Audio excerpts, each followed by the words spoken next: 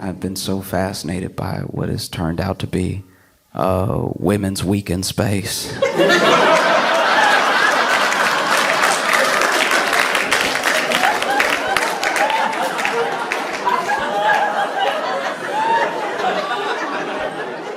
Could not have seen this coming. Truly could not have seen this coming. Okay, so basically, just to bring you up to speed in case you are just like living your life or whatever. There was a Blue Origin. They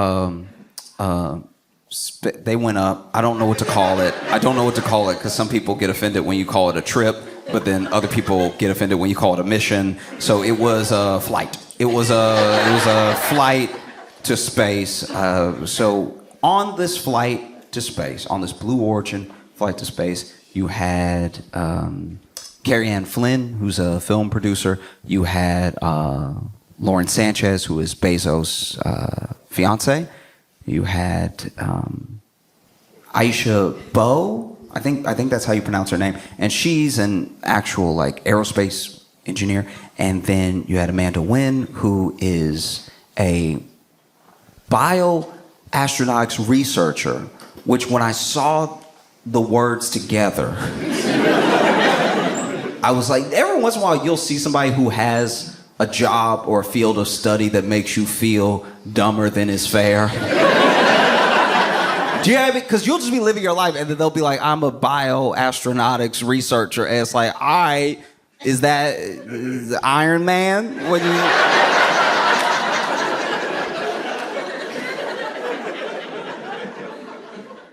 I don't know.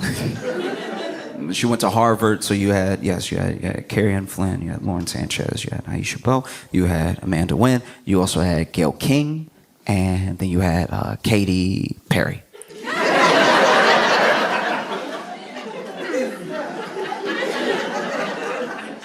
You had this set of individuals come together to go up in space.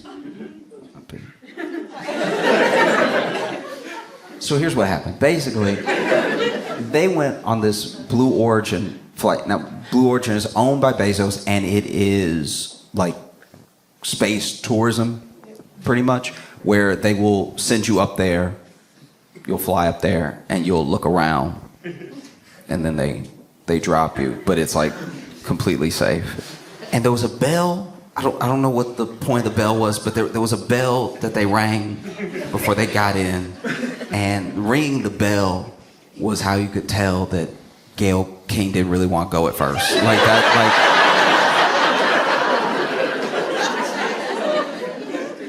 like that was tough. In case you didn't see it, I think Aisha had just rung the bell. She was all happy. She was like, yeah, you know. Gets into the little craft, and then Gayle's walking up behind her, and she goes,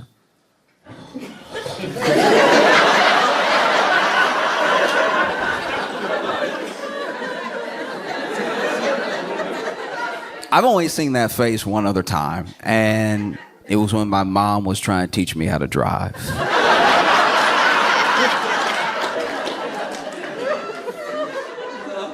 I love my mom, and I know my mom loves me, and I know that my mom, but she believes in me sometimes too much, you know? Like, my mom would say the stuff that parents are, like, quote unquote, supposed to say when you're a little kid. You can do anything you put your mind to. Ooh, you know, you may not get it now, but if you work harder, you're smart enough to figure it out. All of the positive affirmations you're supposed to give a kid to get them to accomplish something down the line, something difficult, right? Something that may seem nearly impossible. And I really believed my mom when she told me these things. When my mom told me, oh, look, you may not be the fastest, the strongest, you may not be able to grasp something right away, but if you put your mind to it, if you put your mind to it and you read that sentence over and over and over again, eventually you'll get it. And then if you keep doing that with the whole book, you'll understand it. You know, it's just, my mom was, always imparting on me that enough attention and hard work could get you to the places that talent got other people easily, you know?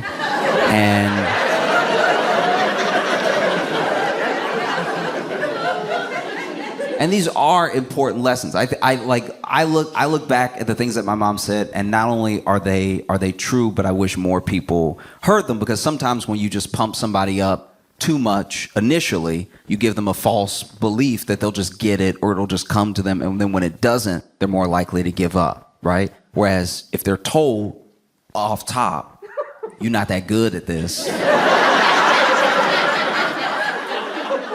they'll know that there's something to work towards, and that the thing is possible, that everyone who ever accomplished anything wasn't already good at it. It took work, it took perseverance and everything. And I believed my mom when she told me all these things, until it was time for her to teach me to drive. Because when we got in the car, my mom was making a face that didn't exactly say, you can do anything you put your mind to. You know what I mean? Like, yeah, I mean, like if I could do anything I put my mind to, I'm putting my mind to driving, and then you get in the car with me, you sit in the passenger seat, and you going.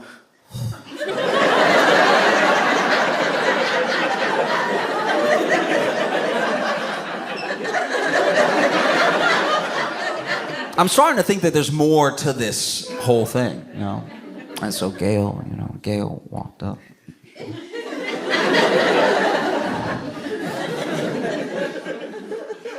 They all get in the craft and they all pop off. They all get in the...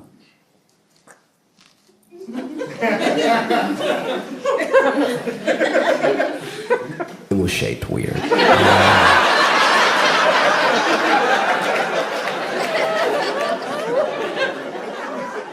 But I'm not an astronaut. I'm not a physicist, I'm not a scientist, so I will be using the wrong terminology a lot. Be patient with me. But this rocket craft, this... It wasn't because a ship feels substantial. You know what I mean? Like, the Death Star feel like a ship. This feel like the tip of a rocket. Feel like they got in the tip of the rocket. And so they in the tip, and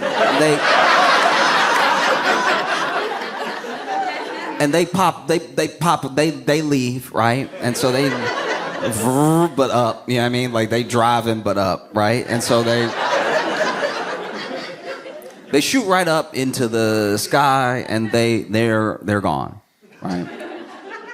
And I thought, when I heard about it initially, I thought, oh wow, they're gonna be gone. I didn't know anything about Blue Origin. I didn't know anything about the flight. So I thought they'd be gone for maybe, who knows, like a week or something. Like I thought it was gonna be.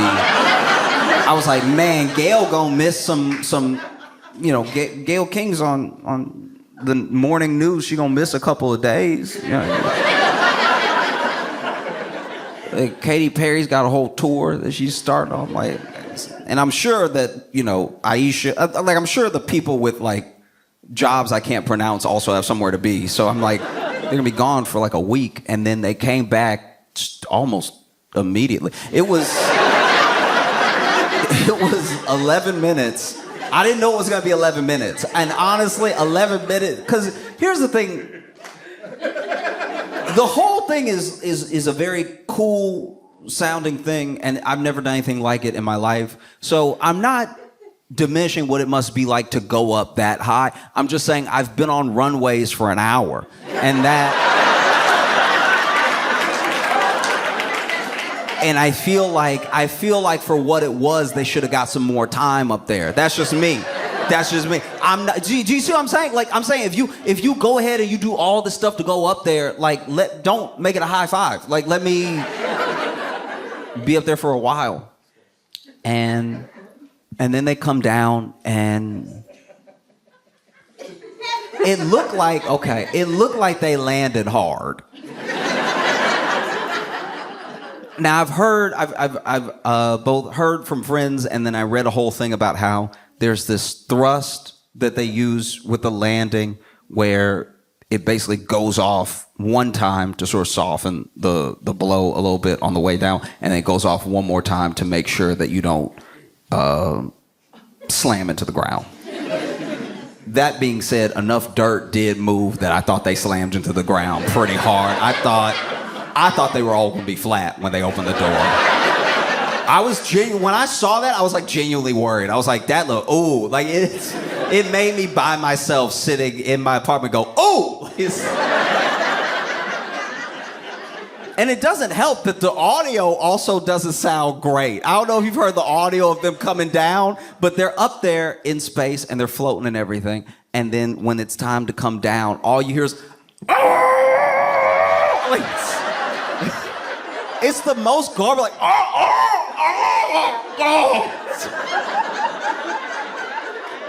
It made it sound like they were hurting them in there. Like,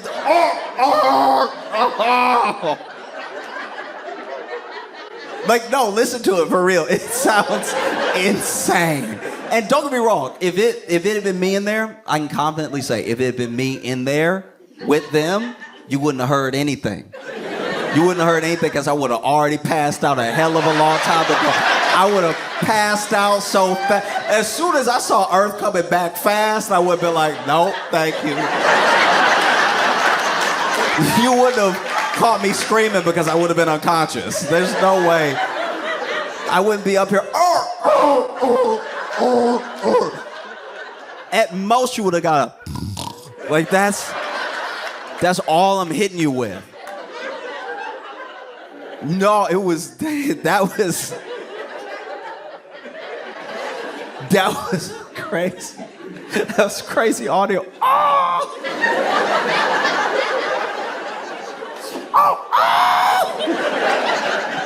It honestly felt like, okay, because it did low-key feel like what happened in the landing was like somehow everything Gail was worried about going up. You know what I mean? Because this is also what happened.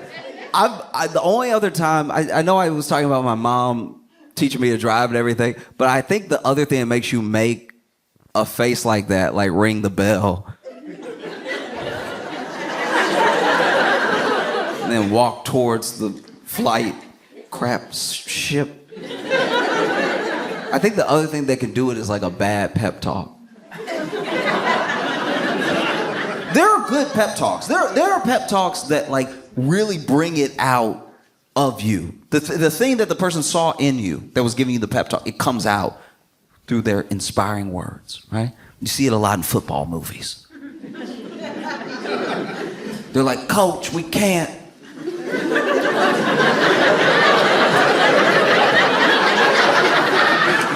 Coach, we can't get another touchdown. They big. They big and we not as big. Coach, we can't do it.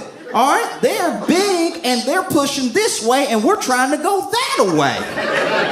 Coach, it's impossible. We cannot get another touchdown. I know all we need is another touchdown to win the big game and not feel like losers, but it'll never happen. And then the coach is like, you listen here. You listen to me. Because I'm the only one with a discernible accent in the film.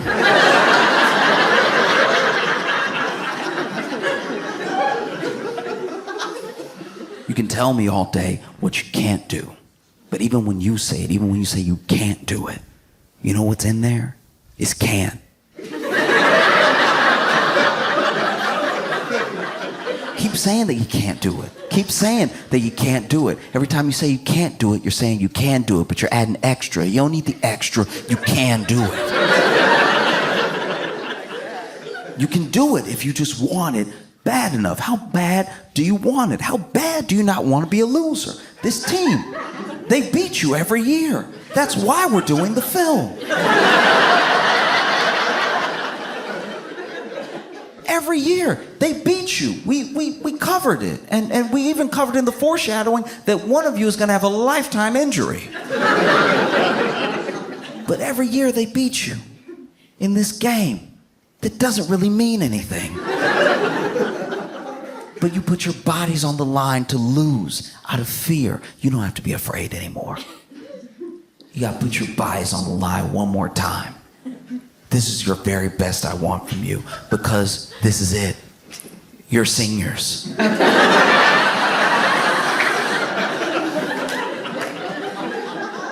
This is all you have. Some of you are barely going to graduate. And none of you are making it to the NFL. So unless you want the last game that you ever played in your entire life to be a loss, you'll go out there and you'll put your joints, your tendons, your cerebellum. You'll put your knees, your ankles, your Achilles, your MCLs, your ACLs, your finger joints. You'll put it all on the line, all for the sake of that American pigskin to get to the other side, because this is war. This is exactly like war, except you're not really fighting for anything.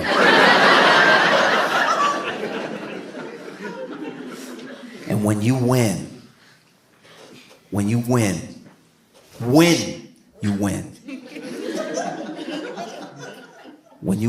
make it to the other side, when you get that touchdown and you're standing there, and they topple over the field goal post, which is going to cost thousands of dollars. And everyone runs on the field to try to lift you up, and they hurt their backs because they're old. But you're all this town has, because industry left decades ago. And so they'll try to lift your oversized bodies on their shoulders. But it won't work, because everyone in this town somehow has sciatica. So it's not going to be pretty. But when they lift you up, and you, quarterback, when your girlfriend tells you she's been keeping it from you the entire season, but she's pregnant, you'll be like, wow, at least my son's going to have a winner as a father.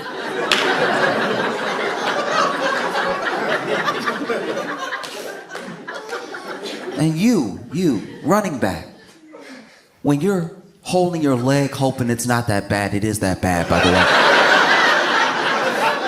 Hoping it's not that bad. You're dragging it, trying to celebrate with everybody because you're behind, because everyone sort of ran to where the touchdown was and you were hurt, so you couldn't get there, and then everyone trampled you, but you got up, which is important. When you're all lifting your helmets, like they're the helmets of warriors. I want you to think about this speech. I want you to give yourself this speech every day that you go to a job that you hate. Because this is how you're going to get through life. This is an all-American pep talk. Now go out there and win. Or don't and hate yourself for the rest of your life. But go out there and do it, right? I felt like Gail got a way worse pep talk than that. I feel like Gail's pep talk was just like, girl, why are you so nervous? You ain't gonna die. You know how hard it is to die? You're not gonna die. Just because you're going miles above the earth and then they shoot you in there with fire, you're not gonna die. It's just, you know what I mean? It's gonna be a little explosion under you, and then that's gonna shoot you up in the air, and then you'll be in space. You'll be floating. And I'm sure they got it under control. I'm sure you're not gonna float forever and then never come back. I don't even think they would let that happen, all right?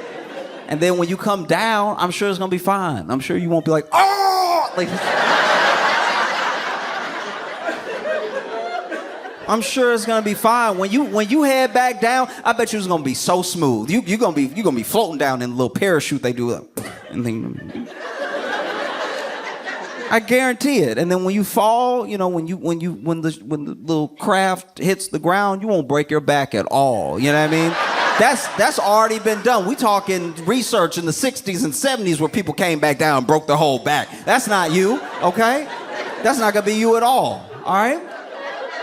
All you gotta do is just trust the experts that have already built this thing. Trust the people that trained you and went through the process of what's gonna happen. And trust that, you know, at the end of the day, God is in control. So if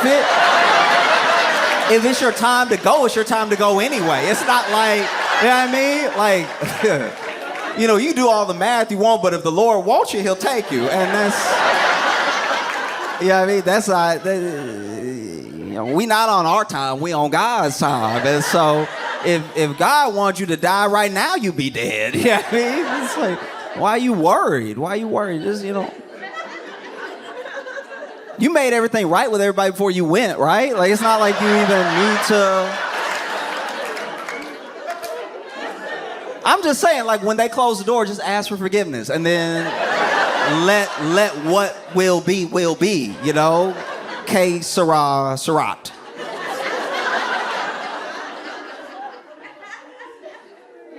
No, she just looked like she got one of those rough pep talks that had her like, okay.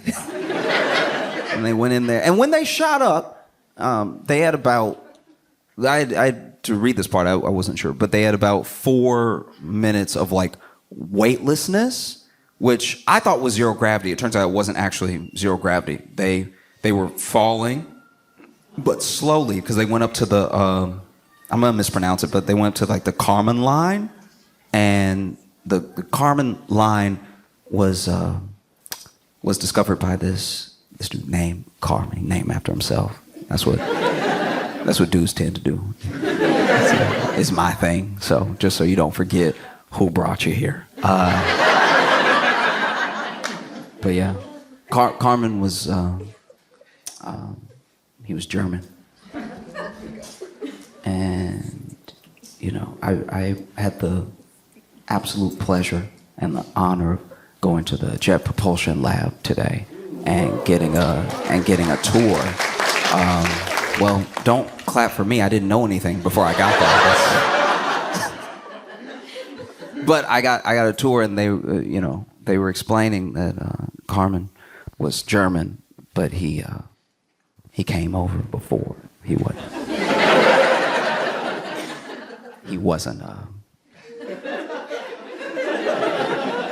He wasn't a Nazi. He came over before everything really popped off in Germany, and then he actually helped develop rockets to shoot at the Nazis. He was kind of the most opposite of a Nazi you could be. He was kind of like, hey, get him, right? Which did make it awkward when we brought those Nazi scientists here. That's gonna be a quiet day in the lunchroom. Woo! You just eat your sandwich, it's like, oh, hello, Hans.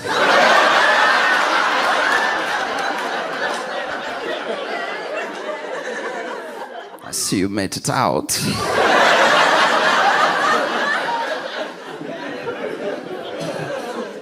Beautiful weather.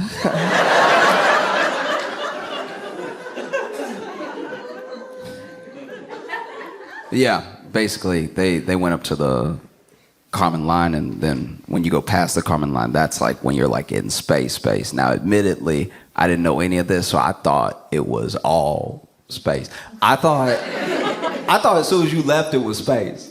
I'm not saying I've ever been on a flight and I was like, ugh, space. I'm saying like they were high enough that they saw the moon and they saw like the corners of the earth that just looked cloudy, and I was like, that looked like space to me. It's very spacey. And what I loved about them floating, so a lot of people gave them like a ton of flack as if they were just taking selfies the whole time. It's not they were taking selfies. There's just cameras in the thing. They were looking at the cameras, but the cameras are above the window. So everybody's like, why are you looking at the camera? Look out the window. It's like, no, they were looking at both. They can see the window because the camera's right above it. And so they were looking in the camera some of the time, but you can see where everybody's looking out the window too. And they were weightless, so they were all excited. They're like, oh, look. And they were like, one of my favorite things was at every stage, there's just so many there's so many shots of Katy Perry floating in front of the camera that were genuinely very fun. Like someone will just be in the middle of like, and then Katy Perry.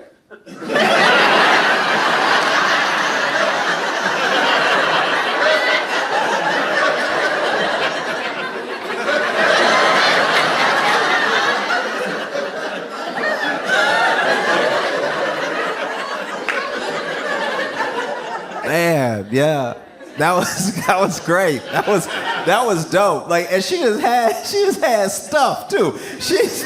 There was one point she had this daisy, and I was like, all right, yeah, I guess.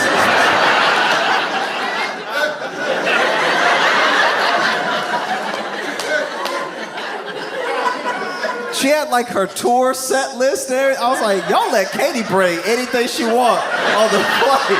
That's wild. Man. I was half expecting Katy to bring a picture of Katy up there.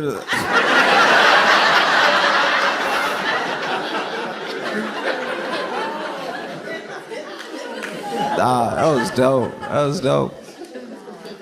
And they were having fun up there, you know. It was nice to see people, you know, have fun. Then they came down and everybody was so mad.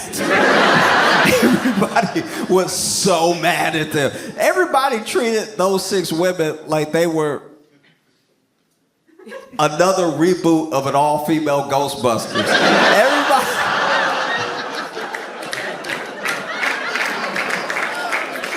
People were so mad at them. They landed and people were like, why'd you go in space? Why are you floating, Katy? Like, geez, sorry.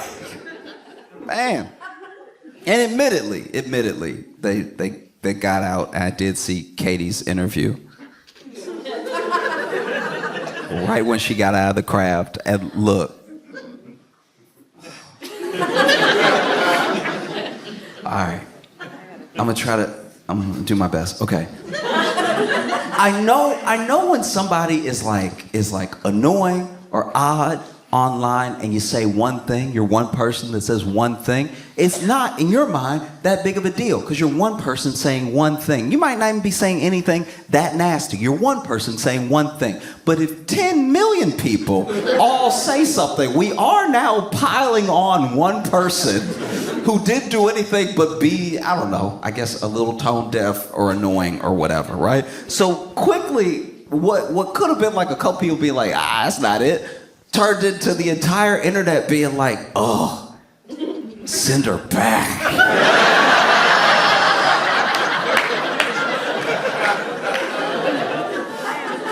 That's me quoting Wendy's.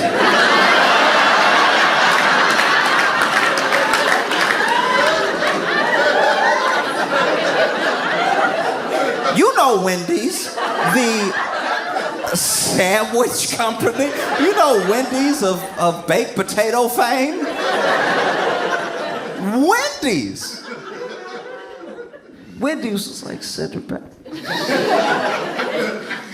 And then even, you know, Katy's team shot back at Wendy's like, how dare you wish death on Katy Perry? It's like, all right, both of y'all need to chill because she didn't die the first time. They said send her back.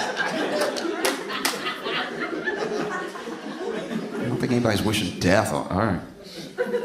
And then, you know, she had her interview, and I've been the person who has tried to help the person who didn't hear what they sound. Okay, a good example is there was a foreign exchange student one time at my school, and whenever people transfer, especially like the year's already started and they transferred, right? That is an easy target for other kids. That's a kid that's not, I'm not saying they have to get bullied, but are potentially gonna get bullied because now anyone who is at the bottom of like the high school hierarchy, there's a new person. We don't know anything about this person, so unless they prove that they're very, very cool, very, very quickly, they can be at the bottom. And because no one wants to be at the bottom, the people that were at the bottom also pile on this person, right? And so I remember just being in conversation with people like, hey, chill, leave them alone. I know they're a little odd.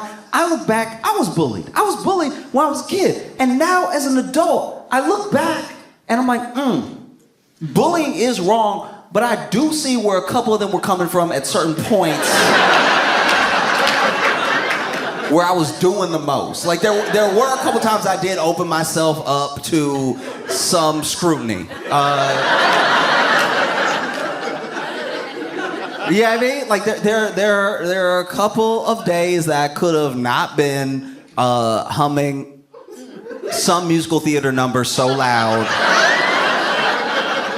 in the boys' locker room. Like I could have not invited some of that in. I know I was just being myself and everybody should be allowed to be themselves, but there's also common sense. And I don't know. Yeah, I was definitely in that situation one time as a kid. And I was like, hey, look, I know that they're different, but they're different. Just chill, right? And then one time they took out all the crystals, put them on the desk. Class hadn't started yet. All the crystals on the desk. Everybody, look, what you doing? And it's like, oh, these are my crystals. And then I was like, all right, y'all, be cool. Be cool. And then they grabbed two of the crystals and they're like, brrr. I'm like, not, see, you're not helping me help you. You see you're not helping me help you right now. Who else in the class? Who else doing it? I'm not saying don't be an individual. I'm just saying you know these aren't good people around us right now.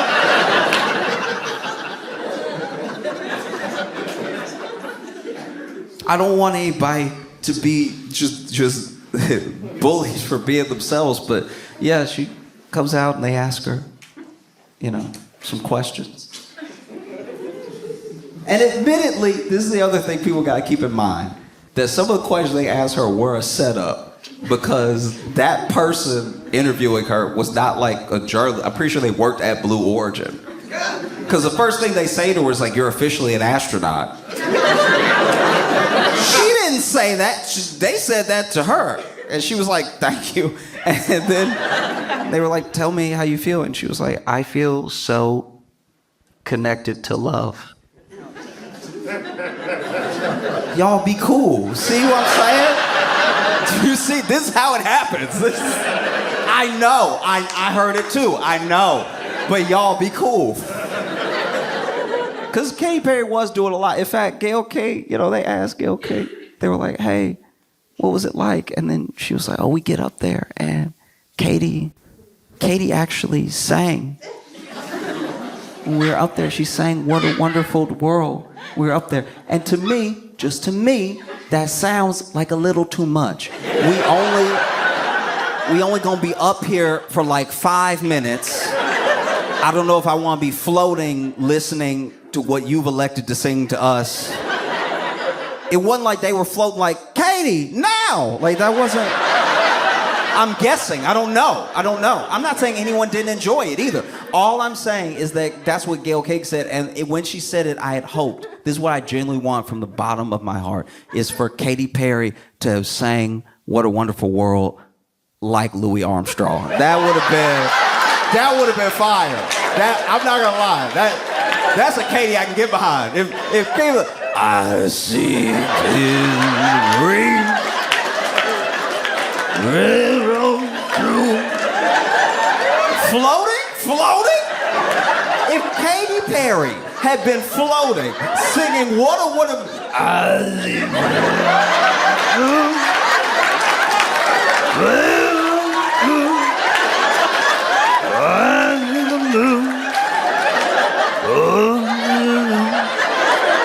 I think to myself,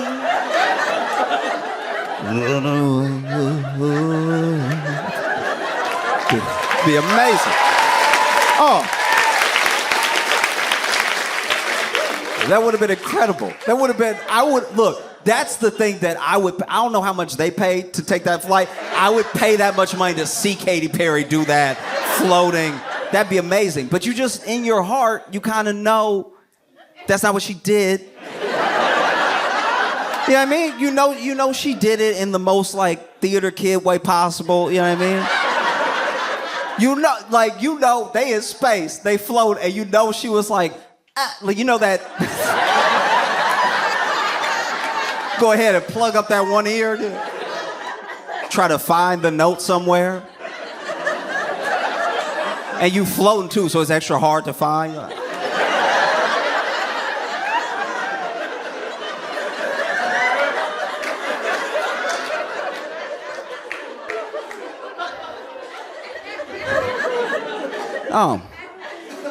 People were so mad. I didn't even know, I don't admittedly know much about space at all.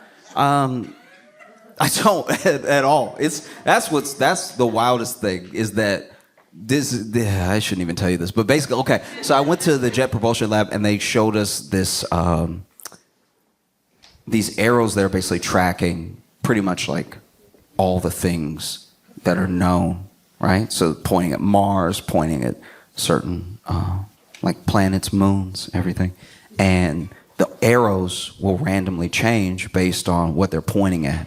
And admittedly, this is how dumb I am, right? I was confused when everything wasn't just pointing up.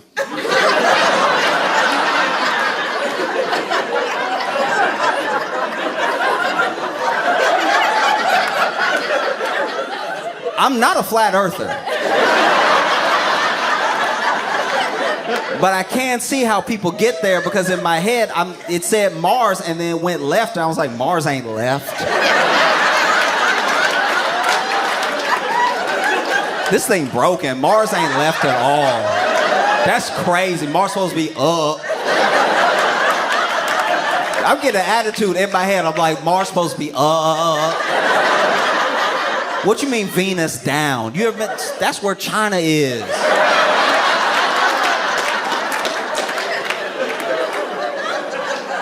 People don't have any sense, you know what I'm saying? Like, that's wild. They just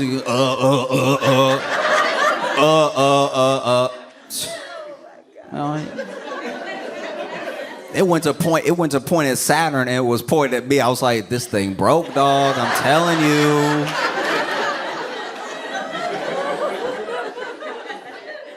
No, I don't know much about space, and there were so many people that were like, they faked the whole thing. They didn't even go up. They never went up at all. The whole launch was AI, and then when they landed, that was a tape from a different time, because those people definitely died.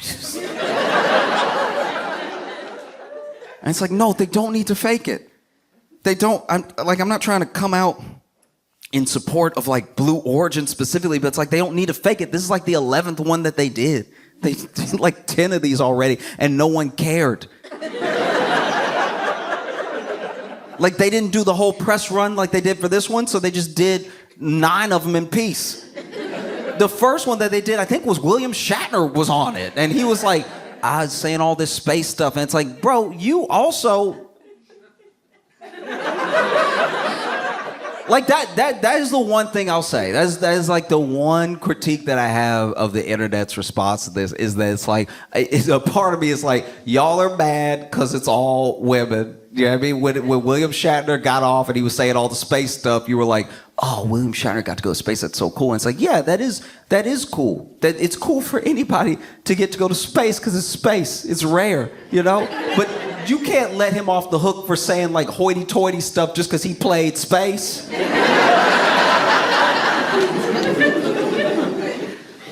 This is my thing. Maybe I'm the only one that feels this way, but I was happy for Gail that she got to go. I know that she's not, you know, like an astronaut. I know she's not trained in this sort of thing, but Gail needs a break. We make Gail interview everybody before their life fall apart. We made Gail interview R. Kelly right before jail. Don't act like you don't remember that. We made Gail sit there. R. Kelly know he going to jail too. You could smell the jail on him. He knew he was going to jail. That's why he was sitting there, didn't know what to do. He was half singing, half crying. Is this working? Sweating, people coming up to blot the sweat off, and you're like, y'all killing me! Hitting notes while he screams. Gail had to sit there the whole time. Robert.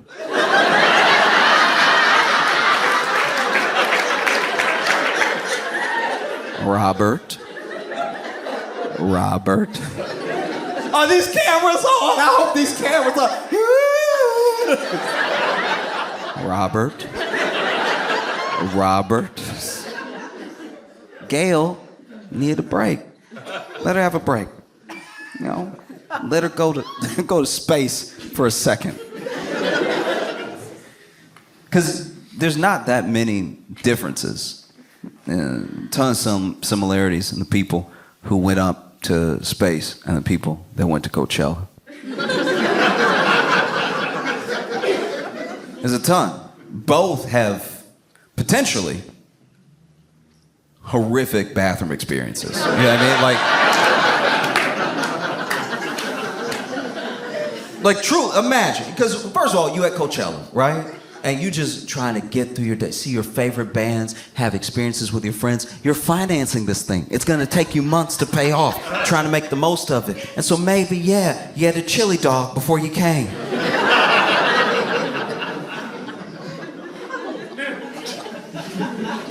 Now you're standing there, sort of stand dancing, listening to Weezer.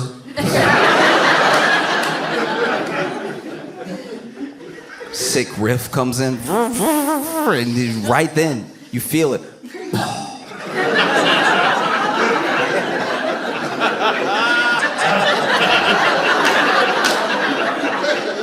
Not a quiet one.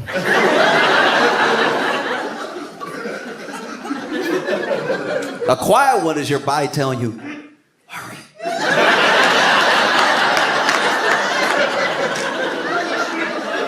You ever have one of those quiet ones that like, it's just a moment, and only you know it happened.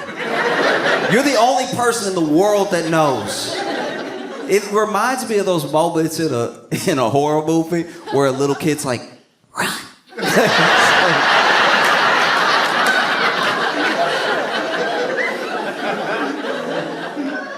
So you book it. You go out of whatever badge area you have and everything. You don't care about anything. You're just running, trying to get through. And what do you find? A line. A line to use one of the most blown out porta potties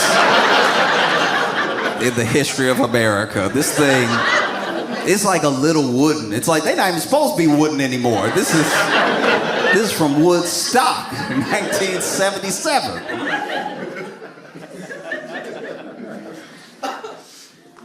Same thing. You know, maybe try and make the most of life. You get this incredible experience. You get to go to space. You get to go to space with these incredible new women that have come into your life through this experience. You've had your 2 days of training together, getting to know each other, doing this like op-ed together and everything, and you try and enjoy life to the fullest, and so you do. You get ready to go on this space trip. It's gonna be 11 minutes, but they're gonna be an incredible 11 minutes of your life. And so yeah, before you leave home, you have a chili dog.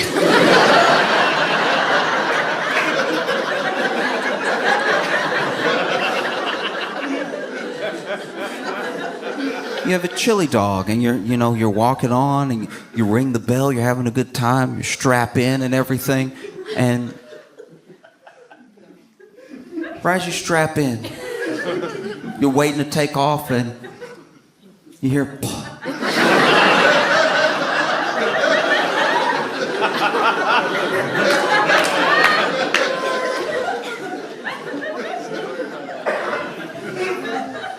They take off, you feel a couple G's, you're like, no.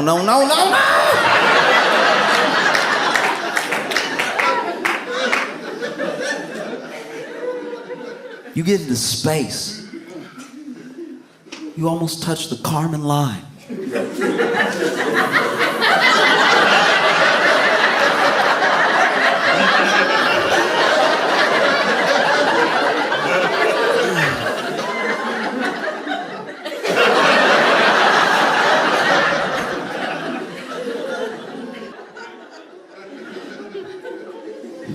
Then you hit the ground. You hit the ground. Plop. Okay.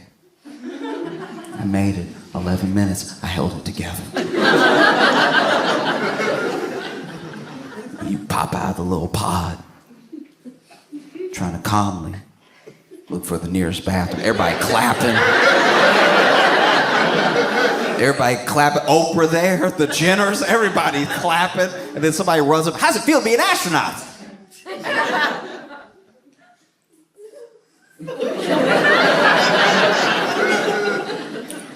Can I tell you in 5 minutes? Oh, there's a ton of similarities with Space Trip and Coachella, both cool outfits. You know, people at Coachella usually make theirs, but they have these cool suits made and everything.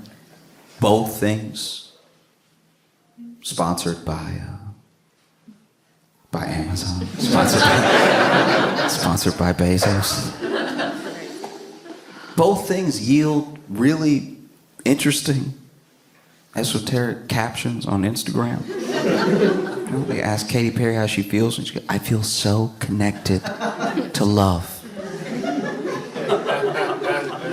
This is the most powerful spiritual loving experience I've had, second to the birth of my child, right?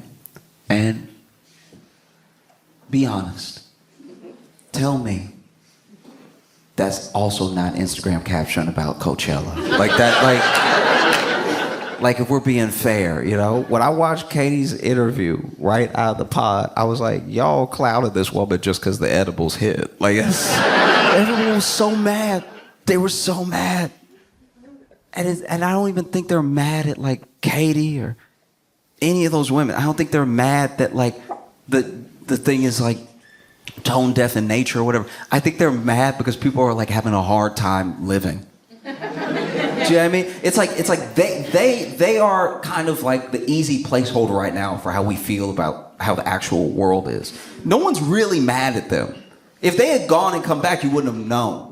That's how little it affects our actual lives. But we're mad because we see it and we see like, because the thing with a Blue Origin as well is we don't actually know how much it costs to go up. And we know some people get invited to go up and some people have to pay. But they do a thing, and this is very crafty. This is how the rich stay rich, right? We know that it's like $150K deposit if you want to go. We don't know what the next installments are. And I feel like we don't know what the next installments are so they can charge people different stuff. Because maybe you put down 150 and then you have to pay another 150 to go up. And then you put down 150, but you got to pay 500,000 to go up. And as long as y'all don't talk, it's all good. Because these people come together from all walks of life and all these different places in the world and they go up. But for a similar flight, for a similar flight to what they did, there was a guy who paid $28 million. All right? He's allowed to be mad. He's allowed to be mad that anybody got to do it for free because 28 million, even if you're a billionaire, 28 million is still a dent. Like that's wild, 28 million. So I'm just saying, it's wild that thing, we're assuming anyone on that flight had to pay. I can't imagine Bezos making his fiance pay. You know, I don't know if anybody on that flight paid. And I know that the only poor version that we have of what they did is froyo. Because you ever been filling up your cup and you don't have that much of your account, so you got to fill it with hope. You got to hope that like, that's a lot of air. That's a lot of air. Let's just put it on the weight right here. $5.50, thank goodness. One time I was getting froyo and I was by myself, but there was a woman checking out before me, and she had stuffed it, got the cookie dough in there, and she had the M&Ms. She had a couple extra flavors, and it was high. It was like a little pyramid of froyo and everything. And then old boy went to ring her up, and it was $135. And I was like, I know he lifted the scale because I'm looking at $17 easy. And then it was my turn. And I put my little one flavor with 2 popping bobas in there. And he rang me up for $13.59. And I was like, so... you got your thumb on it, or what you do? This is crazy. Because I don't think we're that mad at them. I think what's actually happening is that it's very hard to get by right now, and it's hard to escape. And I don't know. Everyone could use a little escapism one way or another, and we're losing access to that because whether you want to go on spring break, and spring break is the most expensive it's been in potentially recorded history. Or you want to just go to Coachella. Dude, Coachella tickets. So I didn't even know this was happening. Apparently there are people that are like financing their Coachella trip in like installments. Like they putting Coachella on layaway. And it's not like some people. Apparently it's like 60% of ticket goers are like on a payment plan for Coachella, which is insane. That's wild. That you, in increments, long after, you still paying for Coachella, long after Coachella and stuff. And then you see these people who get a break. They get to go to space for free. And you know they could have paid. You know they could afford to pay it. You get angry. And I think people would be less angry if they just went ahead and whether they did a whole flight or half a flight filled with people who just need a break. You know what I mean? That's all you gotta do. Just get like two of the most tired moms you can find.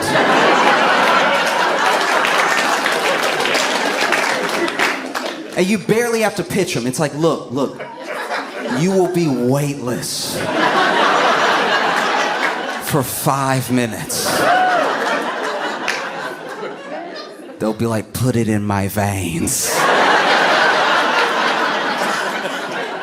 You know, just find like one server who's done like 2 doubles in 2 days.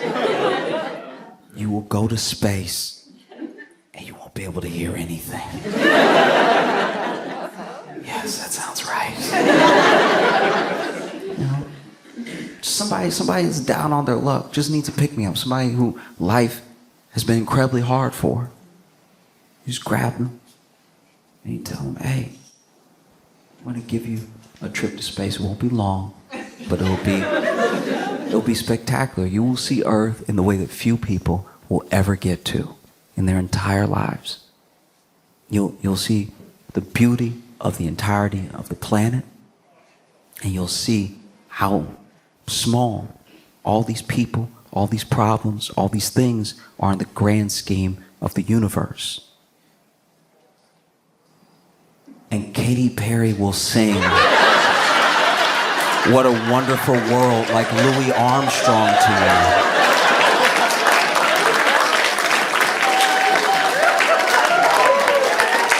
It'll be spectacular.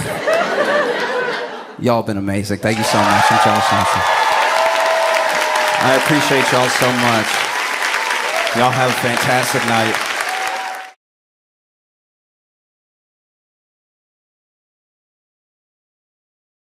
Hey everyone, it's Josh Johnson, and we want to know, what do you want to hear us argue about next on the show? Okay, it's very easy to let us know. You can drop a comment on any of the Daily Show's clips of Hold Up, whether it's Instagram, Facebook, TikTok, YouTube, or Twitter. You can also hit us up with the hashtag Hold Up.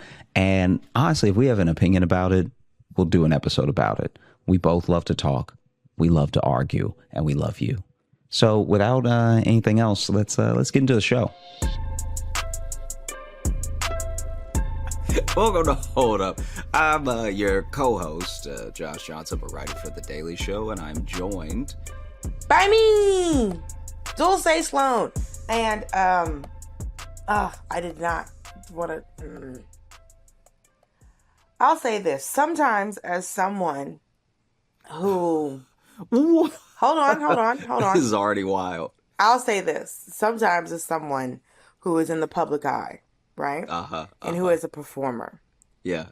People will make requests of you when it comes to how you express yourself. If you are a fan of a comedian or a performer, mainly comedian, and you want to DM them, message them, come up to them after a show, and give them a joke, give them notes, tell them about what you think they should change. Shut the fuck up. Put something in your mouth, I don't care what it is, and go away. You are the worst person. Because you are not a fan. I don't need your notes. I don't need you. None of us need your notes. None of us are going to tell your bar joke to anybody. And don't get offended when you ask us, can I tell you a joke? And we say no. We write our own material. We don't need you. Also, if you were dating a comedian, you are not that interesting. The number of dudes that I've talked to is like, don't put this in your act. Don't worry, I won't. You're either annoyed that I did put it in, or you're annoyed that I might put something in, or annoyed that I won't put something in. And my favorite is, because we've told men they're funny, because that's what the ugly men have to go off of, or even men want to be interesting, right? So we've told men that they're funny. That's why we have this thing about women not being funny. The number of men I've had say to me, I bet I'm funnier than most of your friends. Sir, my friends have comedy specials. My friends have comedy specials, albums, tours. I feel like this it would be funny to do this this episode as Dulce versus the DMs. Well, I can say I'm very annoyed by the amount of respect that I get in my DMs.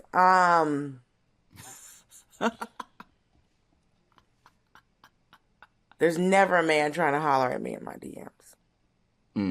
Ever. There's always some annoying woman. One good thing that has been happening is I've been getting lots of pitches in my DM for potential episodes, and I think you're gonna like a couple of them. No one's sending me anything for potential. I would love that. Oh, really? No one's sending me. I got a bunch of good ones, and so we're gonna have to start doing shout outs on the specific person that's like, hey, we thank you so much to the person, because I feel like some of them were so specific that I was like, yeah, this is great. Oh man, I cannot wait to hear about. What are some of the ones that we're never gonna do? I mean, I don't see us doing DC versus Marvel. That one's not really gonna happen. No. Don't know enough about either camp. Don't know who's who.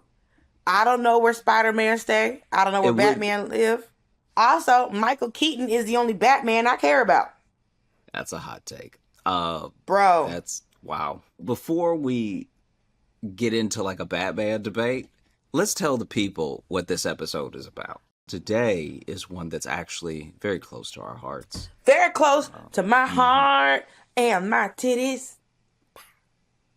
See what I mean though about What? the like I sort of said a thing and then you sang a thing. You felt like you were gonna stunt on me in my face. I'm not trying to stunt. I'm just trying to live my best life. Listen, I got these nails done. Okay, I have the nails of the woman, like I said on Instagram. I have the nails of the woman that Dolly Parton warned us about. Okay, I am Jolene. You get it? Yeah. No. Look, I Jolene. understand. So while you Jolene. Listen, I didn't have a proper warm up, so that didn't. Jolene. Listen, I'm gonna have to come back on the next episode after I've had a proper warm up. Because I just embarrassed myself, No. You're doing great. And tell the people what this episode is about, and then tell them where you stand. This episode is about a conversation that I have on a regular basis. And a war that I have been waging since I was a wee girl. And the topic of today's episode is, as if you didn't read it on the caption, but for those of you who did not, it is summer versus winter. Verano versus invierno. Do I know how to say versus in Spanish? No, it's probably versus. I don't know. No one's ever asked me. What I'm saying is summertime versus wintertime. And since we know that Josh has a tendency to be wrong. Whoa. What side are you for, Josh? What side am I for? I'm for winter. Wrong.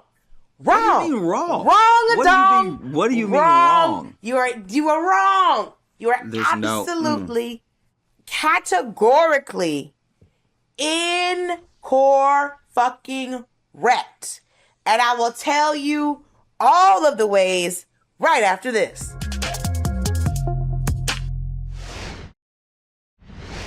And we're back. Listen, Josh, I can say in the history of us doing this podcast, I never really let you fully get your points out before I stomped them out of existence. What? You know?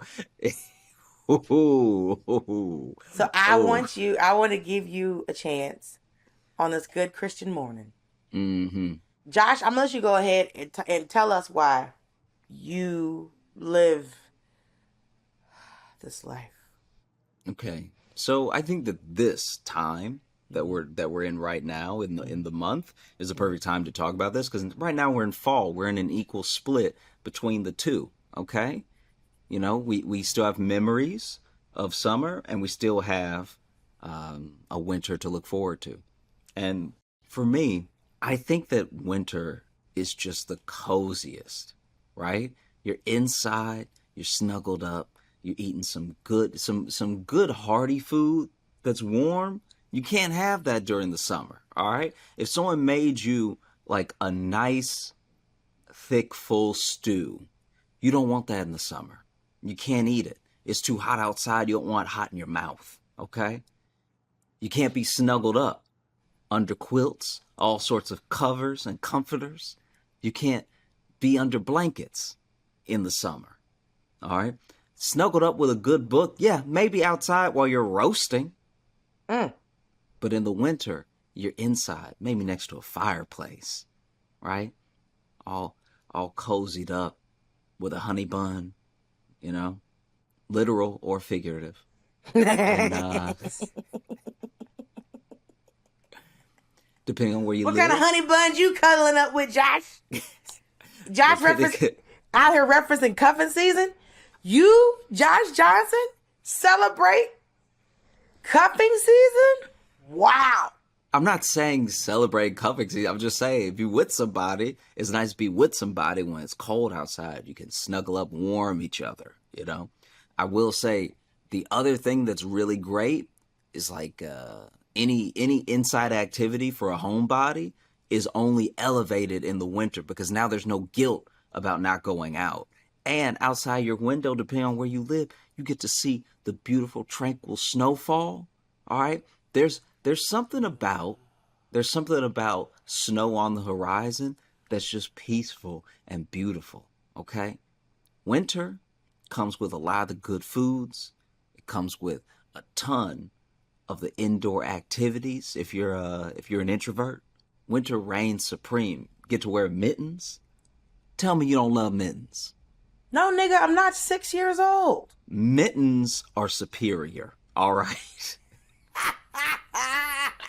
I'm tired of this thing where, you know, as a black man, I gotta be so tough. I gotta act like I love mittens. All right. I wish I had them on right now. Listen, no one's asking you to be tough. Don't worry. Wow. What? Oh, you know what a what is. Oh, wow. The nerve. What? You know what a what is. I'm just saying, no one's asking Josh Ezekiel Johnson to throw hands. No one's asking you to do that. I'm not even saying throw hands. I'm saying be tough. I'm saying that sometimes in life, especially as a man, you're expected to be a certain level of tough where you don't even like stuff. Okay, I hear that. There And are I'm certain. I do telling you, feel mittens. A Where do you even nice buy knitted mittens? mitten. First of all, you don't buy many of them. Okay, a lot of them are gifted to you by grandmothers, women in your life that are of a certain age that Yeah. love to knit. You know what I'm saying? I hear you. Listen, I disagree with everything you just said, but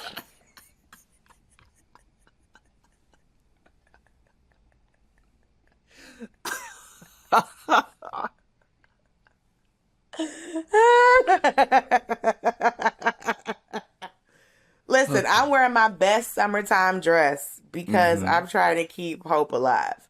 Yeah, you look nice. Looks Thank good you on you. so much. You know? This is a dress. Whenever I wear it on stage, is to let white people know that I have white friends. Look at these sleeves. Oh yeah, the sleeves scream. Yeah, I didn't enjoy Midsummer, but I watched it, to support the white community. Midsummer Night's Dream? What are we?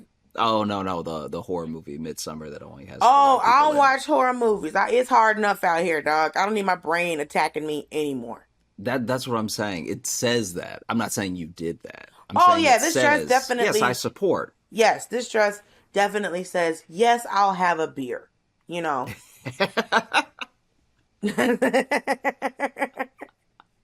That's what this dress says.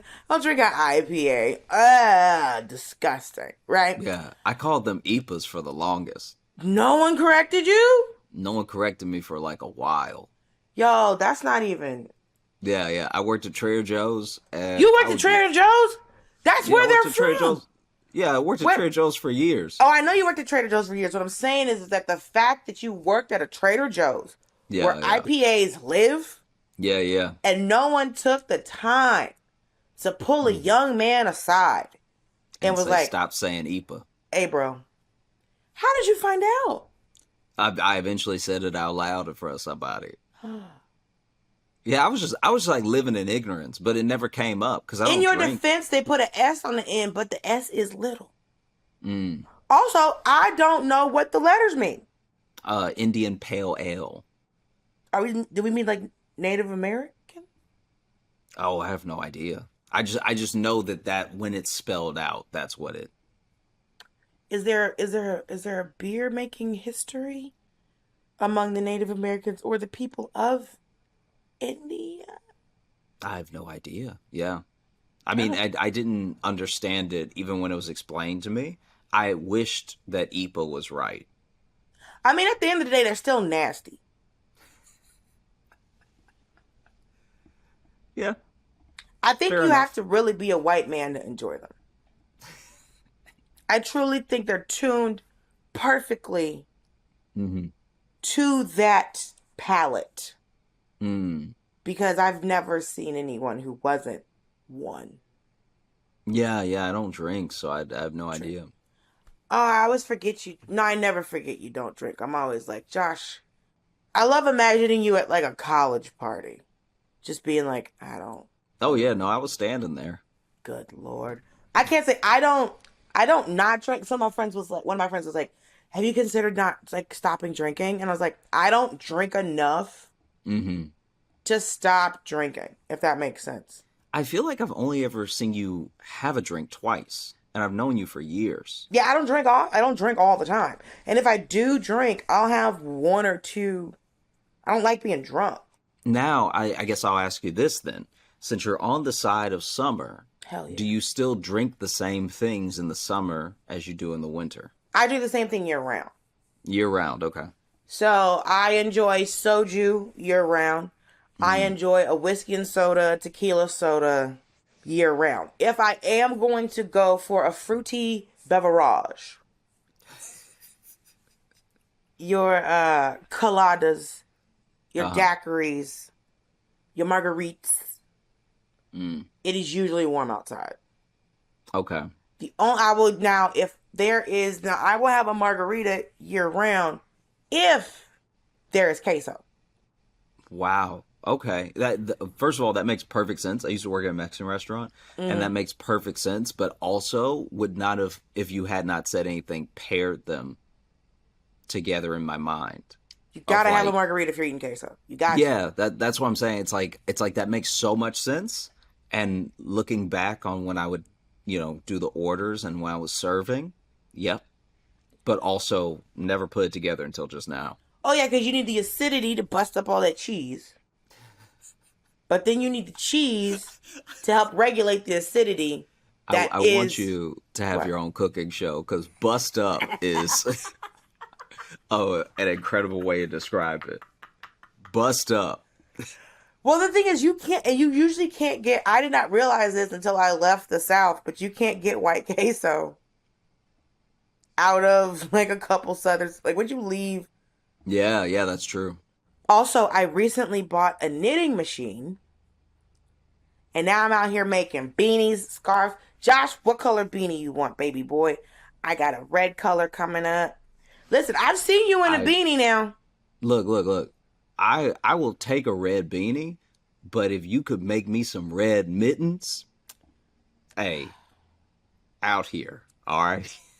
So you're saying if I can get you red mittens to go with this red beanie, you would wear them?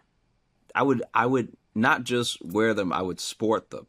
There'd be Instagram posts. There'd be a lot going on. Mittens and a matching beanie? I don't think I've had that in life. Now, when you want your beanie, do you want the little like faux fur little poof on the top? What does the poof do? I guess I never understood. It's just for decoration. I bought 60 of them, so if you want one. A kid once told me that it breaks up the wind. And I was like, I don't see how that's possible. I don't think. But maybe. Windbreakers don't even break up the wind. Windbreakers just hold wind. Yeah. Windbreakers should be called wind catchers. But I get what you're saying then. So yeah, it's like a lot of what you prefer happens during the summertime. Right. Also, it's like I don't like being hot indoors. Mm-hmm. And I don't like being cold outside. Right? Okay. Also, I enjoy sitting outside. You know, I've got a nice terrace, got a balcony. So it's like, I enjoy sitting outside. I have patio furniture, right? Mm-hmm. And it is much easier to sit outside. You know, you're talking about reading your books. People who are like introverts and such. I mean, I think introverts do the same thing year round because they just do what they do. But if you're going to sit up and enjoy a nice, like a couple weeks ago, I was sitting on my terrace. Cause I'm on the top floor, so like I can see, like, you know, the sky is so big. Mm-hmm. I sit out there on my patio furniture reading a book. Mm-hmm. And if it's 30 degrees outside, you're not finna enjoy sitting outside reading shit. Because you're dabbing an eye, you're dabbing a nose. You can't feel your fingers to turn them pages, right? Yeah. Also, I'm a beach person. All right, that makes sense. So, should we do an episode about beaches versus mountains? Like vacations? Yeah. I'm down for that because I have so many thoughts and feelings about that situation. Because we have to admit, like, a beach is like a summertime vacay. The mountains, Los Montañas, it's really a wintertime gig, right? Yeah, it is. Like, going to the mountains in the summer, it's like, girl, for what? For who? For why? Who asked for this? For absolutely. For absolutely. Yo, I mean, we don't have to do the thing now. It's fine. But yeah, I'll tell you why you're wrong later. Okay. Sure. All right. Yeah. So like, I'm team summer because you're out and about, you're seeing people. It's just the ability to. It doesn't even have to be like a big trip. Like you could go on a day trip. You could just be in a park. Mm-hmm. You could just sit in a park and enjoy your day. You can have a couple of nibbles, maybe some bubbly, maybe some ipas, whatever you would like enjoying when you're out enjoying a nice day. You can just do that. It's easier to do things in the just getting groceries is easier in the summertime. Doing laundry is easier. Just running an errand is easier in the summertime. Because you're not out here looking like the kid from A Christmas Story. I understand where you're coming from. Because a lot of the things that you're saying make sense for you. As long as I've known you, all these things have been true. So I get why you lean towards summer. But there are just certain things that, hey, you're not having hot chocolate when it's hot out. All right? Okay, that's a beverage. I'm talking about sitting in the park. No. I still say there are plenty of activities that you can go do in the winter. There's a whole Winter Olympics for people that love the winter. All right? Okay, but what about if you live somewhere that gets cold, but doesn't always snow? Like Atlanta, for instance. People do not know because somebody gave Atlanta some white people in a fucking building gave Atlanta this nickname of Hot Atlanta. And people think that it's hot year round, which is not true. Atlanta will get down to the teens. I thought it was called Hot Atlanta because of the people. No, that was marketing bullshit. Wow. Okay. Because when it came out, we all went, the fuck? We didn't vote for this. And they put it on everything. Yeah, yeah. And now every corny ass person I've ever met is like, so you're from Hotlanta? No, bitch, I'm not. I'm not from a marketing campaign. None of us all of us saw it and were like, this is gonna be a fucking problem. Like, no one's running around like New York, like, no New Yorker's like, yeah, I'm from the Big Apple. Like, no one's doing this. No one is doing that. I'm not running around them calling the Peach State. I think for me, the things that I enjoy doing the most are during my favorite season. So, because I enjoy an aquatic activity, right? You can't be in nobody's swimming pool when it's 40 degrees outside. One, your pool is probably frozen. Somewhat. It's cold as shit. Yeah. Cold enough to kill you. This is when it's important to have friends with indoor pools. Yeah, sure. That's why I'm gonna like to do a lot of hotels, like up north. A lot of them have indoor pools. Yeah. Or heated pools. So it's like, I can't say this summer. Summer of 2022. I kept seeing it on Instagram. It was like, yo, this summer left like it had somewhere to be. It did. I thought it was just me. I looked up and was like, bitch, is this September? Yeah, yeah. Well, it went by very quickly. quick. And I thought it was just your girl. But everyone else looked up and went like, Oh. fuck am I wearing a jacket? She flew the fucking coop. I don't know, she had bills to pay. And she was upset before she left because those were some heat waves. I couldn't even sit outside. It was hot. Because I was like, I love sitting outdoors. But also, I know that New York is hot wrong. What do you mean? I was talking to Mateo Lane about this and he completely understood. Okay, listen. So, first of all, it's building hot. It's not nature hot, right? Okay. So, like, I remember a couple years ago, I was supposed to do this thing called Aussie Fest. And they canceled it because of the heat. And I called my mother, who grew up in Miami, and has lived most of her adult life in the great state of Georgia, as you can see on my neck of laws. And so I was like, Mommy, they canceled this comedy show because of a heat wave. She said, girl, how hot was it? 105? 105? How hot was it? I said, Mommy, it was going to be 94 degrees. And we laughed for 10 minutes. Yeah. Yeah. Because in the South, we would have whole outdoor festivals, whole fucking barbecues. And it'd be 94 degrees outside. Why? Because it's nature hot and we got enough watermelon out here to keep everybody alive. Okay? Sit that baby in the shade. Come get some of these ribs. We finna have a good day. Okay? Yeah. We got enough cold drinks out here. Enough Coke. And that is any carbonated beverage. We got enough water. We got enough Coke. We got sweet tea out here to keep everybody the fuck alive. I remember. Right. You grew up in Louisiana. And up here, first of all, the number of places that do not have air conditioning, because they love to call the South ignorant, but we have figured out HVAC. They want to call us all kind of backwards and barefoot and stupid or whatever, these Yankee bastards. But we have figured out how to cool a home. Okay? The fact that my other apartment, I had to have a window unit as a grown adult, and I couldn't control my heat came on, which was also truly fucking disrespectful. I pay you American dollars with a comma in the bitch. Yeah. I got a whole apartment, and my heat just come on when you say so. So now I'm just in here wearing the least amount, trying to figure out how to take my fucking skin off. Because it's hotter than a bitch in here because Dino done turned the fucking heat on and ain't asked nobody. So, I'm a summertime gal because your best family get-togethers out here in this summertime, right? Also, my birthday is the ultimate summertime gig. Yeah. My birthday is July 4th. Wait, Josh, when's your birthday? March 6th. Why did I not know that? I don't know. I don't really bring it up. Wait a minute. Josh Jebediah Johnson, how dare? Yeah, I just let it, you know what I mean?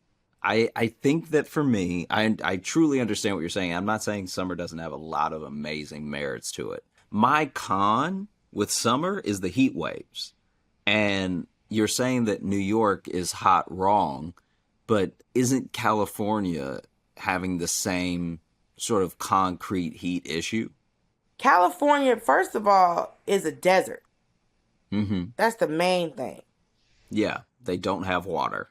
Yeah, and I mean, the thing is, they put that there, which is very confusing that they even did that. Yeah, I think at the time it was cheap land, and so then they built there. Oh, that makes sense. I mean, it's not probably the best. No, it's not. idea. It's not a great idea long term. So, like, I've lived in LA during a heat. This is the weird thing about being in LA in a heat wave. Mm-hmm.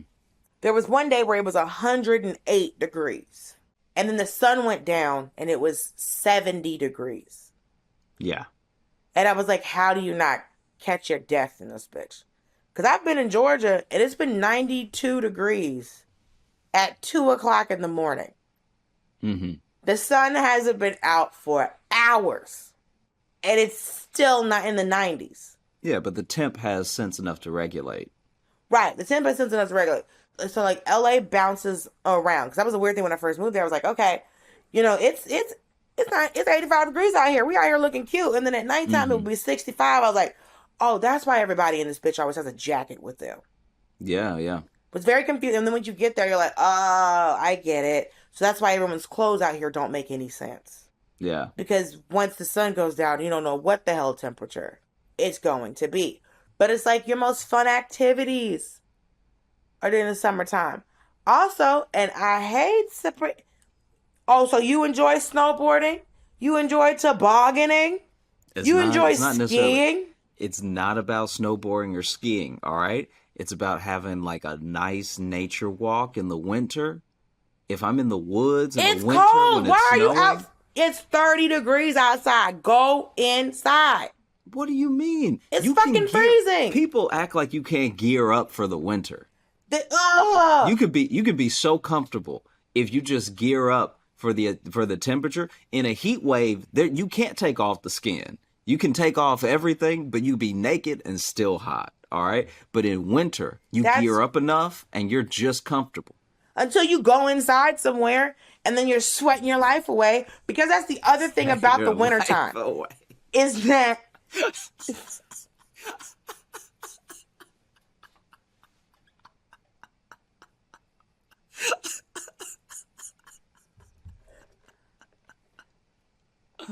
Oh, okay. All right. The other thing about the wintertime is it's so hot indoors. Because that's the thing. Warm. It's just No, warm indoors. everybody's not regulating this shit right? So, like, I got on this sweat because, like, that's why I learned to wear winter on the outside and summer on the inside, because you'll see somebody have, like, a full thick ass, whatever, a cable knit is what the kids say. Thick ass cable knit sweater, right? And they look cozy. Yeah. But now they've come inside a building. Mm-hmm. And the building is set to hell, right? I've been inside of bars that was too hot. When I was in Indiana over the weekend, everywhere we went inside was too warm. It was too warm. It wasn't cold enough outside for as warm as it was inside, right? And so, because the jacket that I brought was the coat that I brought a coat. I should have brought a jacket, right?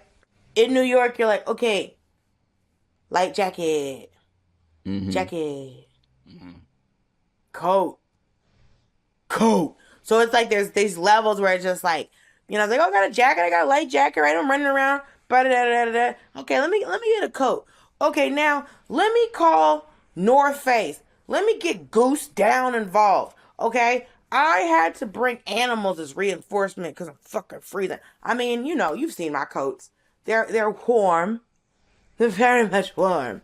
But so it's like you have to have so many. There's hats and scarves and boots and gloves, and then you gotta have salt for the snow. Cause like this is the thing. I will give you this. Snow is pretty. The first 2 days. And then it needs to go the fuck on.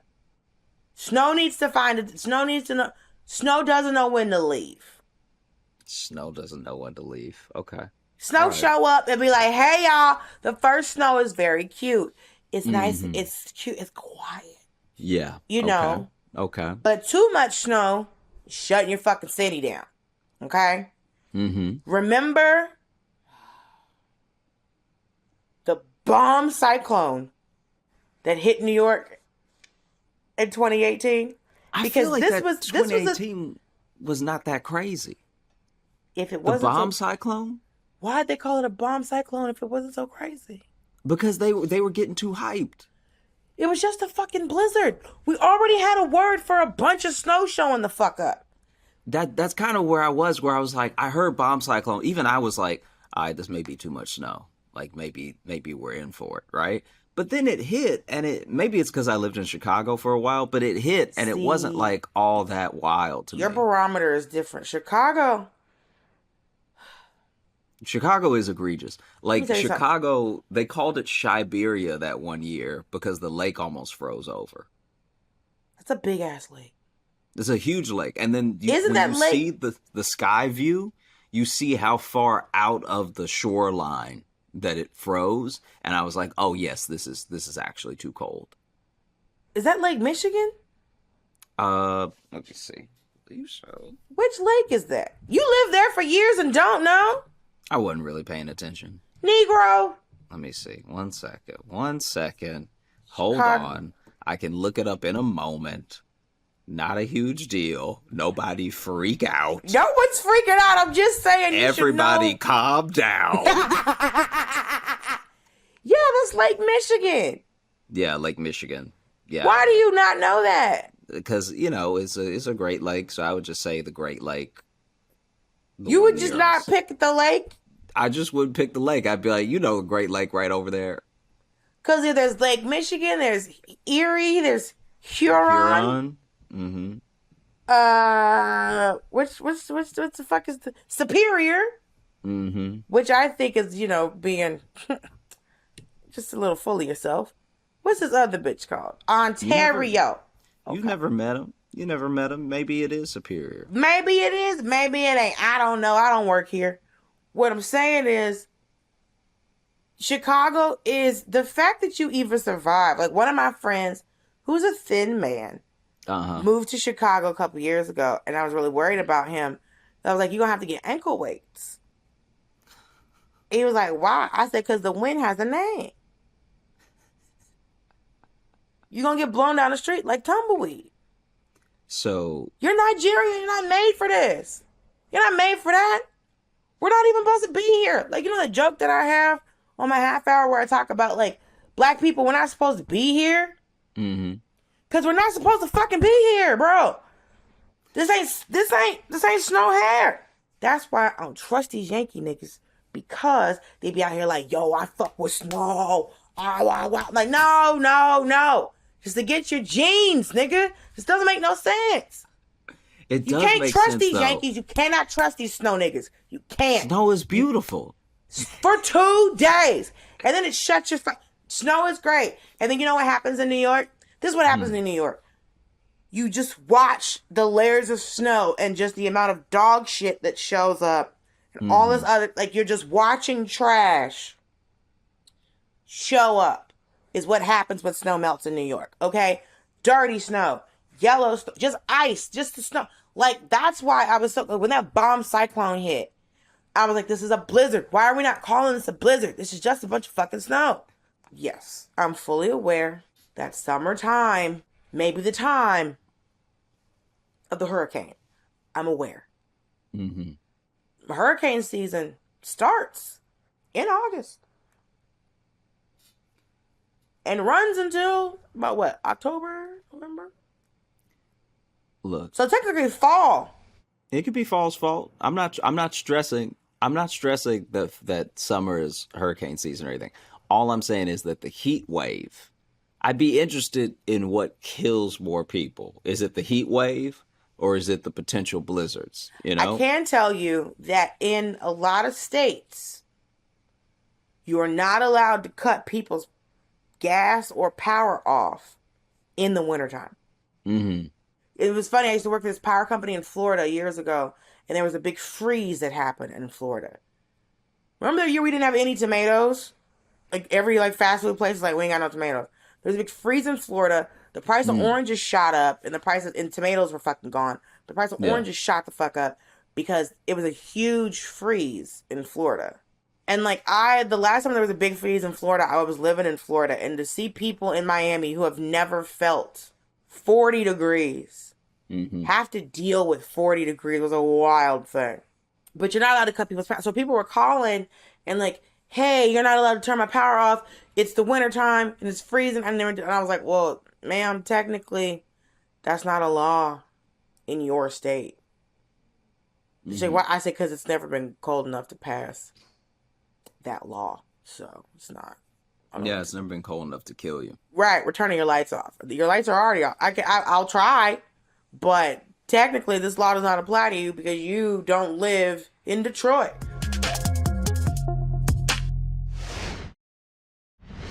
Concrete hot is a different kind of hot. Also, there's no trees to absorb. Like city hot is different. There's no trees to absorb any heat. There's no real wind coming through nature to alleviate any of it. Like all the wind that you get in New York in the fall and the wintertime is wind that you needed in the summer. Okay.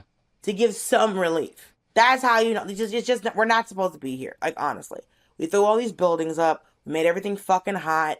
Like I remember as a kid watching David Letterman. And they would always say the joke like, "Oh, it's hot enough to cook an egg on the sidewalk." And then David Letterman was like, let's see. It was like the 90s. And he went out and he literally put an egg on a sidewalk and it was like sunny side up. And I was like, this is all. It's like, clearly a bad place then. Clearly bad. You're literally making breakfast on concrete. Like the shit is not great. You should throw some home fries next to that bitch.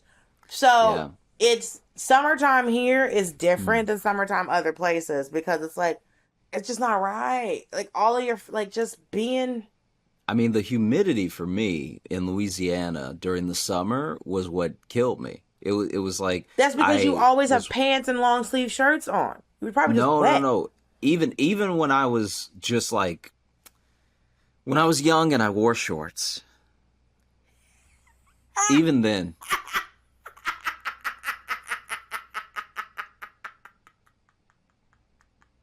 Even then, it was like walking through hot water. Ugly.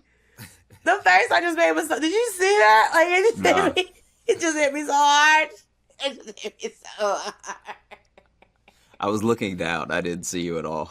It was just pure.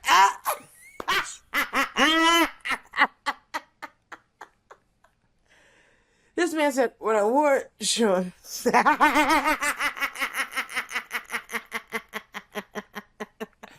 Back in those days when I wore shorts, it was still like walking through hot water. The humidity in Louisiana is a different beast. It's a different situation. That's a different campaign. Because the humidity in Miami, I'm fully aware, will just really. I don't care how many Dominicans you go to. That blowout, if you don't get it in that state. I took an Atlanta blowout to Miami and it did not make it. My hair swole up like one of those fucking magic washcloths. Oh, God. Girl. Hair was donezo. You got to get your hair done in that humidity to fight that humidity.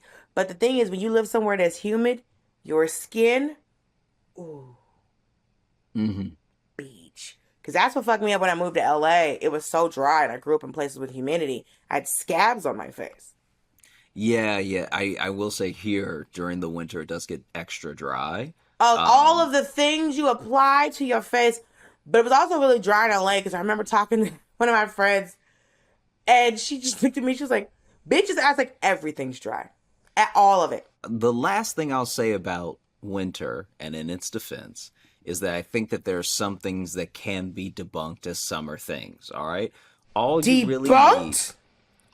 really need for some good barbecue. I knew you were going to mention a barbecue. I knew you was going to mention a barbecue. Is to know how to barbecue and to have the ingredients. You don't actually need sun to barbecue. All right. Do you want to sit out? So you're saying, okay. I think the act of barbecuing and having a barbecue are two different things. Okay. You can cook meat on a grill Yeah. year round. But having a bunch of people come over to your house to enjoy grilled meats is easier. I've been to barbecues in the wintertime, and they don't hit the same. Now, barbecue in the fall, early fall, where like when it comes nighttime and there's just like that slight crisp in the air, somebody will start a fire or something like that. That I can fucks with, right? Okay. Because a barbecue is something that goes all day. And everybody knows the temperature drops at night, regardless, most of the time. So a barbecue, when it's cold, it's like, bro, it was already cold when the sun was out. Now you want me to hold this chicken leg when it's even colder? So you're saying, I understand eating barbecue and eating indoors in the wintertime. Yeah. But standing outside, eating potato salad, I'm not doing it. It's too cold. But it's not about being outside for me. For me, sometimes the outside is to the detriment of the barbecue. Sometimes it's so hot that I'm actually not having fun at this barbecue waiting for the meat to cook. There's a time and place to be in your house. And there's a time and place to be in these streets. And I know we're coming to the time in this trash ass city where it's going to be a lot of in the house. And that's why I got a knitting machine. Because that's why Josh Johnson's finna be out here in a nice beanie and a fresh pair of mittens. So do you want the poof at the top? Because I can make it where it's like a real cool guy beanie where there's no little kid poof at the top. Or we can have you out here being Poof Johnson. I mean, I would honestly take the no poof. Okay. And I don't know if this is too much to ask, but can the inner lining be satin? I will figure that out for you, friend. Because then if it's already satin in the oof, I'm wearing it like every day. You know what I mean? I'll figure that out. I'll figure out how to make that happen for you because I need to make that happen for me. And I don't care if I gotta buy a bonnet and sew it inside.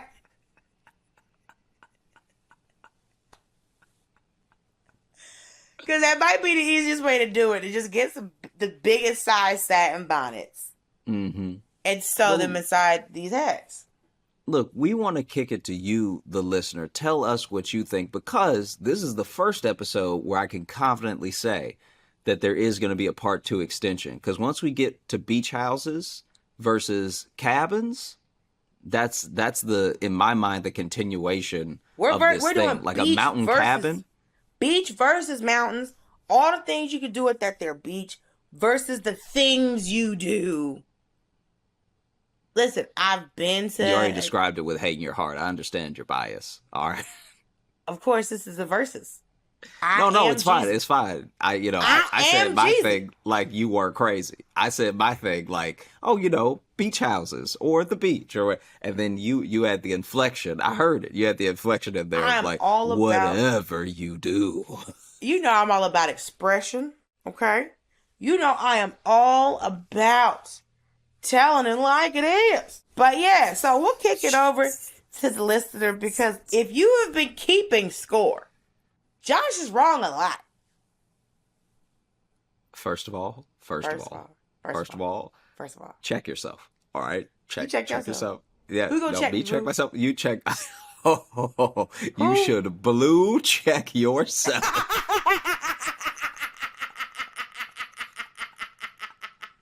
That's a new one. You should blue. I should be verified. Is that what you're telling me? I don't even get verified. Because I'm so wrong. I'm so inappropriate for what I'm doing right now that I need to get blue checked. Yeah, because here's the thing. Yeah, sometimes you win, even I can admit it. All right? But sometimes it's real close. All right? It's very close, and then you still take a W like it's just owed to you, like you just know it for sure, and it's not always that. You know what I mean? Listen, I feel like I'm sometimes- pretty gracious when I'm right. I feel like I don't even bring it up really. And then sometimes When have you been right? When have you been right? Give me one time. I think I was pretty right for staycation versus vacation. I think I was on point. No. I think I came No. with facts. I think I No. came with No. figures and figurines. All right.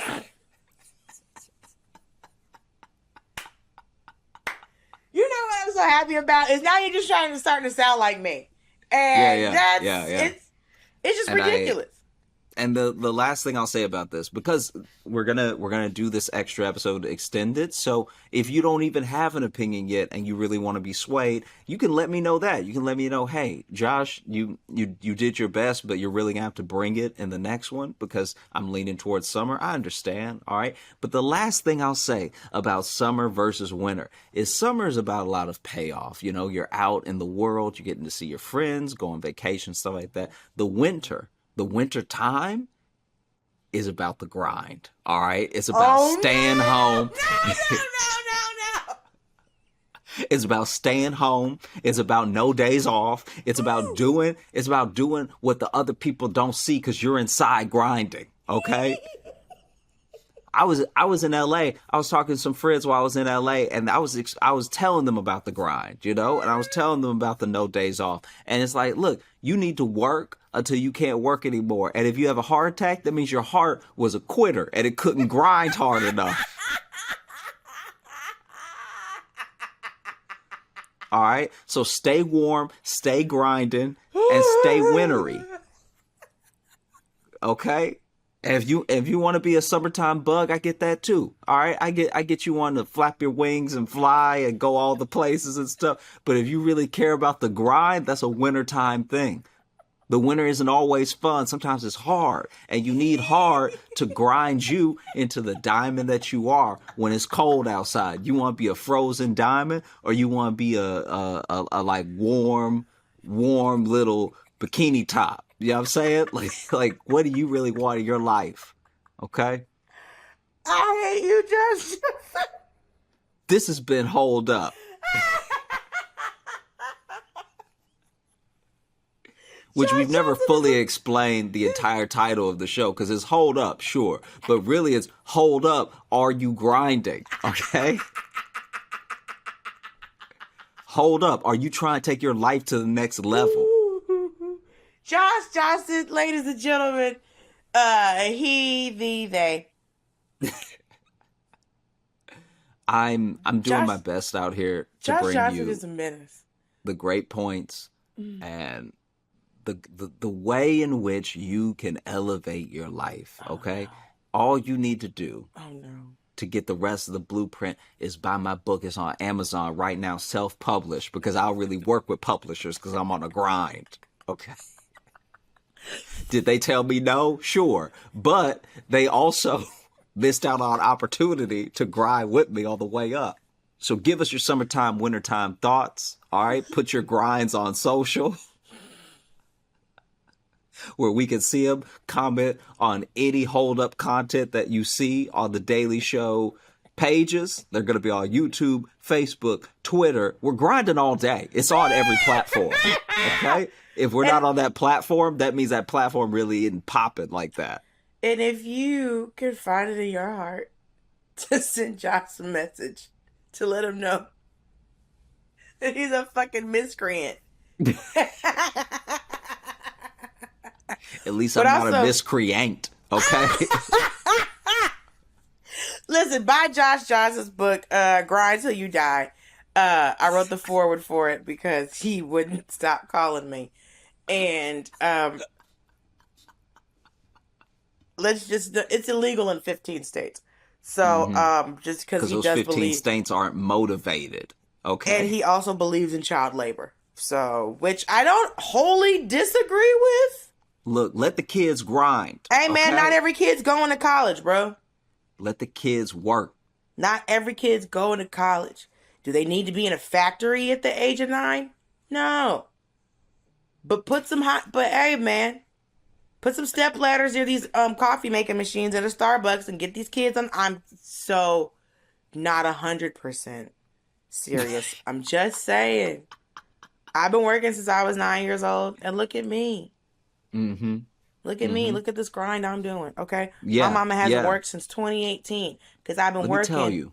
Yeah, see? Get since it. the All right? Clinton administration, okay, baby? Because I've been grinding, all right? I've been grinding since I was 4 years old. And what do I have to show for it? Only 2 loans. Okay. Ladies and gentlemen, thank you so much for listening to Hold Up. Josh Johnson doesn't really have a book. Please don't go looking for it on Amazon. You will end up buying someone else's book. And I'm someone sure that else's title exists. Yes. Grind Till You Die. I promise you can find it. So listen to Hold Up. Go see me and Josh Johnson in the places that we're going to be. Follow us on social medias. I guess we have to tell you it's Dulce Sloan at Dulce Sloan on all of the social platforms, including Tumblr, if that's even still around. Do you have a GeoCities website? If you do, keep it. It's probably going to be the last part of the internet when all this falls apart. Yeah. Josh Jedediah Johnson. Yeah, you can find me at Josh Johnson Comedy on Instagram, TikTok, and YouTube, and at Josh Johnson on Twitter. We love you. The Lord loves you. And call your mama.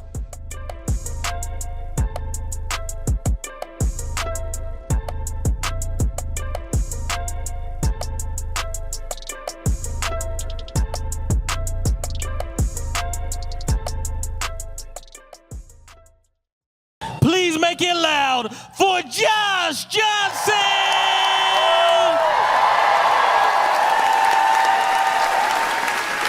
I've been watching a lot of news. Which usually, it's not great. Every once in a while, something will happen that you're like, that's okay. I'll let that slide. It'll be bad news, but it's bad news that you can like live with, you know? Like there's one particular squirrel that's been attacking a bunch of people, and it's like really getting them. It's like the news came. You know how much a squirrel has a scratch? You know how deep it has to get to be newsworthy? Like the news came and interviewed all these people. So far, he's got like 2 victims. Both people are like, "This came right at me." But mostly is bad in a bigger way. Do you know what I mean? Like, okay, this is, I guess, what bothers me the most is that it's who they interview as well. When you're watching the news, you end up watching a lot of rich people, but they won't have anything to do with what's happening, really. So why are you asking what he thinks?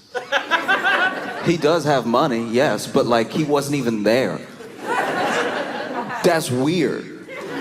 And then sometimes the news will be about them because they're rich and they're moving money around. And we've done a thing now where we've equated being rich with being important. Because obviously money has power, it can bring you influence, but then at a certain point you have to just accept that, like, yes, they have money, they don't know anything else.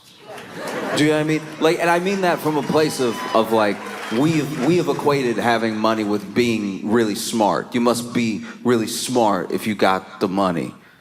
Because you must be brilliant if you have lots of money, because it's the only way you can get money. Dude, I'm just saying, that's how they teach it. They're like, man, this guy was really smart. He had all the money. I'm sure he came about it by completely legal and ethical means, but like he has all this money. So he's probably really smart. We should just listen to him. And it's like, if that was how you got money, then yes. But it isn't. There's so many different ways to get money. Some people had an idea. They invented something. And then a lot of people were like, that's a great idea. We're glad you invented that. And then they buy so much of it that now this person is rich. Or you write a book. You write a book. You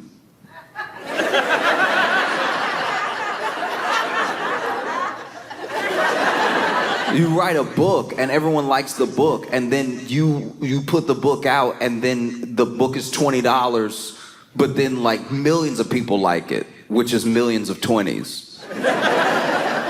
Even after taxes, that's still millions of 20s. So now you're rich, but you wrote a book.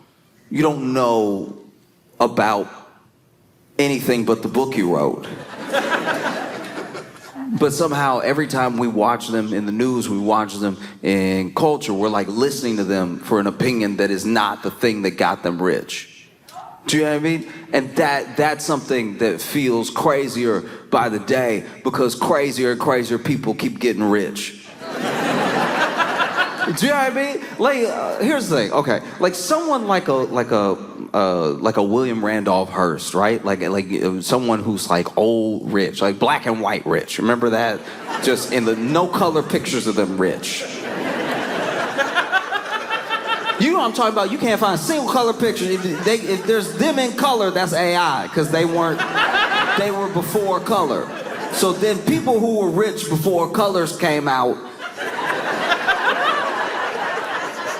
I will extend the olive branch to them that maybe they knew more stuff because they had to know a wide range of things, and there was also less stuff to know in a way. Internet hadn't been invented yet. You could go to the library, but they had whole Dewey Decimal Systems that really just sometimes slowed you down instead of helped you, because then you're like, why am I going by 3.5 instead of just tell me the title? And then they also couldn't look it up like regular, so you had to use the system. They couldn't be like, oh, it's right over there, because the computer said, because computers weren't out yet, and you didn't have color. So life was harder. And so I think someone who was very well-rounded and got into business and had a bunch of different businesses could be very smart, could be someone who could answer questions outside of just their field, right? Present day, just present day is harder. It's harder to be smart about everything because everyone has access to almost everything. It also depends on how you made your money. Did you make your money from inventing something? Did you write a book? Did you start a company? And then the company was really successful. So successful, you could buy another company. And then now you have like 3 subsidiary companies under you. They're all doing well. Your big company's doing well. You're very successful. You know what to do when it comes to business. That doesn't mean you know anything about, like, I don't know, the environment. But maybe you made your money millions, maybe even a couple billion, from buying with some starter money, some funding from people. You bought like a pharmaceutical company, and this pharmaceutical company didn't really do anything, and none of the drugs really worked, but you told everybody that they did. You told everybody that they did. You told everybody in a level that kind of made you like a snake oil salesman, like, oh, it's gonna come out soon and it's gonna fix everything. And then people were like, it's gonna fix everything? That's crazy. Almost nobody ever says that, because that's pretty illegal to like tell people something's gonna do something, then that's fraud. So for you to be like doing fraud on the news with your full chest, your company must really do that. And so then you get more investors, you keep doing rounds of, investing, you build up the company, and then it gets to the point where you're like ready to go public with nothing really. You don't even really have a company, and the drugs don't work. But you can either go public and then try to sell the company, you can just try to sell the company outright, and then now you get to leave with the money you made from the company that somebody else bought. You scammed. You were scamming.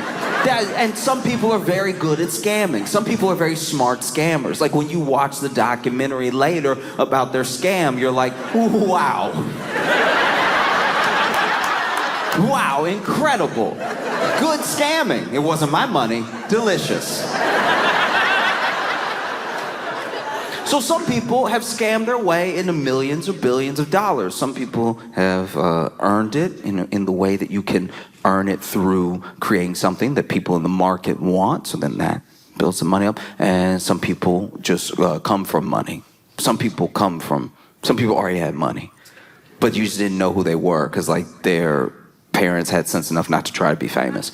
So then they passed them a whole bunch of money, and then they showed up one day and they were like, I'm money. And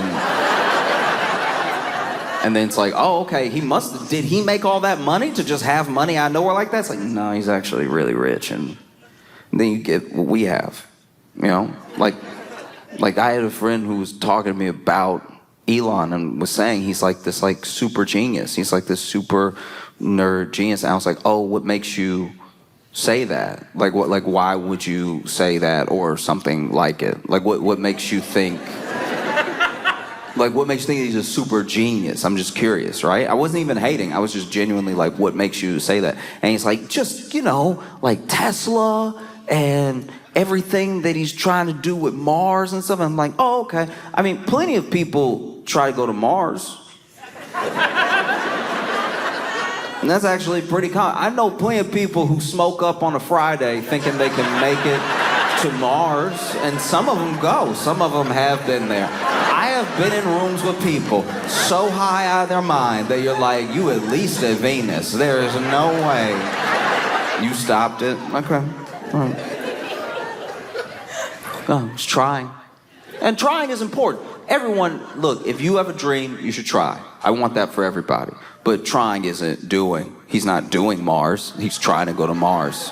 He's trying to go to Mars. Also, Tesla, I'm pretty sure he bought that company, so he's smart enough to buy. He's smart enough to, like, use his money to buy something. I don't know if that makes you a super genius. So you can only equate, like, money with wisdom or being intellectual for so long before the bill sort of comes due. If you're so smart, what are you going to do with it? If the answer is just make more money, then like we don't need you. You know what I mean? And I say this because I was watching the news, and I don't even know why this was the B-roll that the news used, but it was a yacht, and I got mad. And I need to be clear here. I didn't get mad because it was like someone had a yacht and I want a yacht. I've joked about wanting a yacht. I don't want a yacht. What would I do with a yacht? Like, what would I even do? You know what I mean? I'm not mad that they had a yacht. I'm mad at the yacht. Do you know what I mean? Look, I don't care if you're rich and then you bought a yacht. I care that the yacht was dumb. This is a dumb yacht. This was, I think it was like $50 million, something like that, but it's a $50 million already. $50 million on a boat. That's like technically not a boat, it's a yacht, but it's a boat. It still does boat. It's a boat. It's a boat. You need to be in water for it to do its job. It's a boat, and a $50 million. And then the boat had a pool. The yacht had a pool. So you basically spent $50 million on a bucket. It's a bucket. It's a bucket in the water. That's crazy. That's so dumb. That's why you shouldn't have the money. It's not even for like a more. I wish I was coming to you for like a moral reason of like, I can't believe it. I can't believe someone would spend $50 million on a yacht while there are people starving in their country. I'm not even trying to appeal to you like your morality or anything. I'm saying that if you spend $50 million on a boat with a pool in it, you're in the water. You're in the water. The water's here. You're surrounded by water, and you're like, no, but I don't want that water. That's why you should have nothing. Actually, that's why I hope for nothing for you, because to need a pool, you're in the water. If you fell overboard, you'd be able to swim. You want to go for a swim? Just tip over. You'll be swimming. And instead, you had a pool put on a boat. You had a pool installed on a boat. You had different water in your boat with the water surrounded. That is an I don't want to get up to get the remote level of lazy to swim. I could fall overboard and swim and maybe drown, or I could have a pool. I could have a pool and swim in that and maybe drown and maybe and maybe you will and maybe I hope you do. Like it's a pool on a boat. Sounds like a riddle.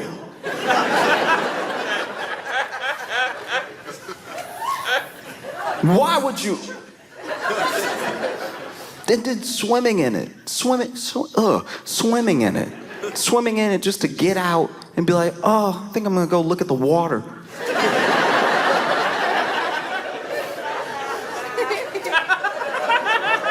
A yacht with an infinity pool on it. A yacht with an infinity pool. You know what else is an infinity pool? You know the original infinity pool? You know the first infinity pool? It was a pool so big, people thought there was an edge and you would fall off. That's how big the actual infinity pool was that you're in right now, but you want it your own. And then on the yacht, this thing will be like $50 million.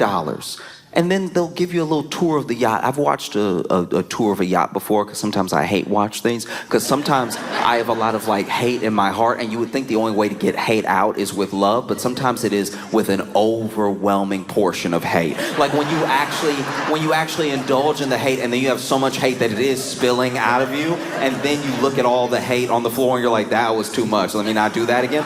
But for the level of hate that I had, I did watch a whole like Lifestyles of Rich and Famous type thing. Let me tour my yacht, right? And so the whole time they were touring the yacht, he was showing me basically an apartment, which is kind of cool. But it's only cool because it's a yacht. If we were on land, you'd be like, oh, you're middle class. Like that's what's so insane about a yacht is that it's like you get a tour of the yacht, and already there are things that, like, just to be on the yacht make you uncomfortable. So they'll have like 3 tiers, right? And they'll be walking around the boat, and you see even the cameraman trying to follow the rich person trying to tour the yacht. There's not enough room between the rail and the side of the first floor apartment for you to really walk. So now he's over here being like, we got this one in 2015. Cameraman's trying not to fall overboard, and then he takes you inside and he's like, here's the bed, and the bed is like, fine. It's a bed. It's a bed. A bed. It's not mind-blowing. It's not even $50 million worth of bed. It's just a bed with some floor next to it. So far my mind isn't blown. Nobody's floating. Nobody's like floating in midair and making it look like a experience worth $50 million. And then, you know, they go up to the next level and they're like, oh, and we have a kitchen here. And it's like, the kitchen isn't a kitchen. It's like a kitchenette. Just like as someone who has lived in Brooklyn for a long time, this is my apartment. Maybe that's also why I'm upset. You put my apartment on a boat and then paid $50 million for it, and we're supposed to think that you're smart. No. No. Why? No, like, yeah, I mean, like, it's also like you're giving yourself away. You already are willing to buy a $50 million yacht while there are people struggling in every country in the world. It really doesn't matter where you're from. And I'm not even telling you what to do with your money. I'm just saying, just know that about yourself, that you're willing to buy a $50 million yacht and show it off as people are struggling in your country, whoever you are, whatever country this is. If you know, right? But then to be like, oh no, I'm just gonna be in international waters for like a kitchenette amount of time. All right, that sounds like crime. That sounds like... You kind of admitted to me that whatever you plan to do something illegal. You're like, no, I'm gonna need a lot of supplies and a kitchenette. And I don't even know why I got mad about this, but they had a shower, but the shower wasn't like a shower. It wasn't, you know what I mean? Like, you've been in a nice hotel room with a shower, and you've been like, oh, this is great. And you could, the shower looked a little like prison. You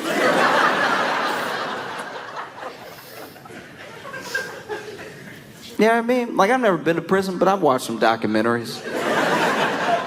And the shower just like, because they were trying to make it sound like it had all these features. They were like, you know, you can get the waterfall. There's also, you know, a spout that shoots this way. And then you have the one that's like mounted into the wall that just shoots across. And I'm like, okay. Okay, if you say so. But in the world of showers, I've taken a lot of showers in my life, right? Every day. And the shower shooting across either screams high school gym or prison. Like, it's the shower shooting across, just a perpendicular shower is not luxury. Floor to ceiling glass, and glass as the floor and glass as the ceiling, so you can look down. So you can look down and be like, look at all the fish. Look at all the, what a mind-breaking, look at all the fish that are passing by. It's like an aquarium. It's like my aquarium. I guess the world is like my aquarium. It's like, no, you're in the aquarium, you idiot. You're the one. You're actually the one that's boxed in. You moron. You're the one that's in the glass. How does that appeal to you? You're the glass. Like, you're the fish. You're the fish. You are the fish. The fish are swimming by like, what is? Oh wow! I didn't know we got a zoo. I had no idea that we had a zoo. You're the fish. That's crazy. Just for the glass. All glass. And the fish swimming by, wondering, wow, even the fish are like, this is what you do with $50 million.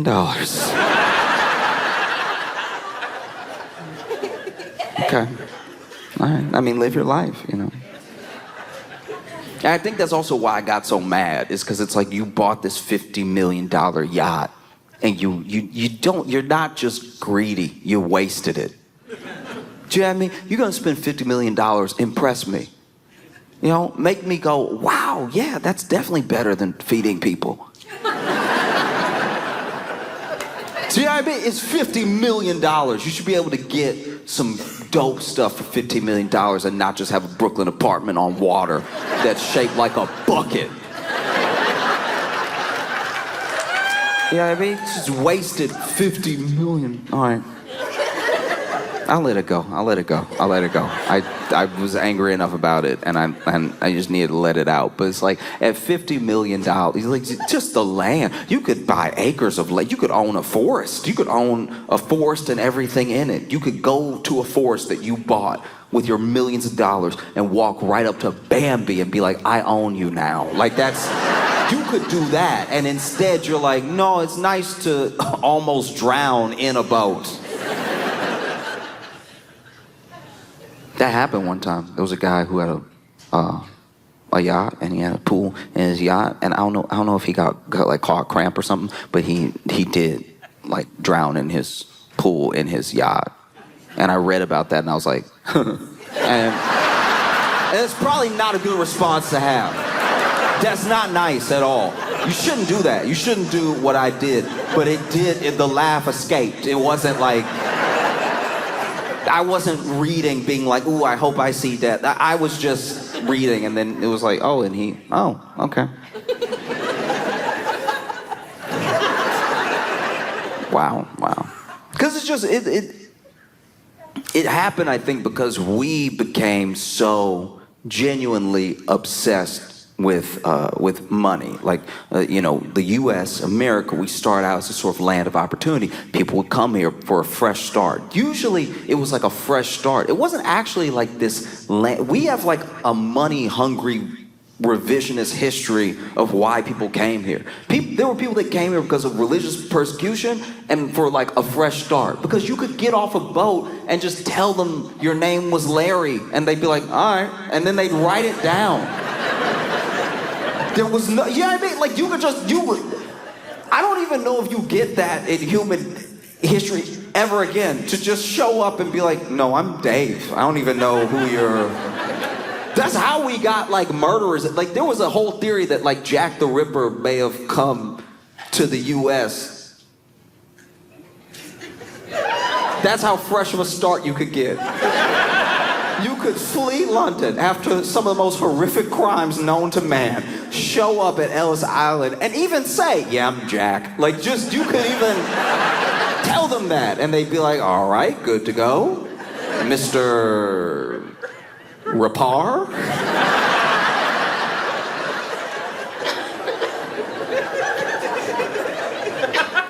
And people would do their best, and people would try to build themselves up in spite of all different types of persecution, because that was a time in America where, like, white wasn't even white yet. That is crazy, right? White was not, if you were Irish, it was like, you're what? You know what I mean? Like, it was,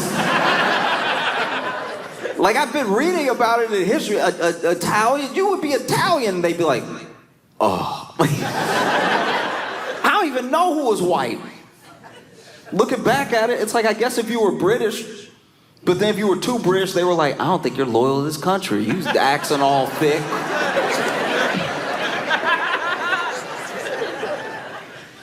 Just hate. Everybody was hating everybody. Everybody had to build up as best as they could that came here, especially people who came here with nothing, and then they built themselves. And look, this is where we really started to go awry, on top of already like having slavery and stuff like that.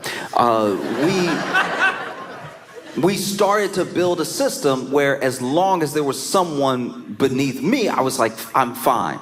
It started to become more about who's under you than you even doing well for yourself. It's the thing you see echoed today, where there are people who are not doing well, but as long as this person's doing worse, then they're fine, you know?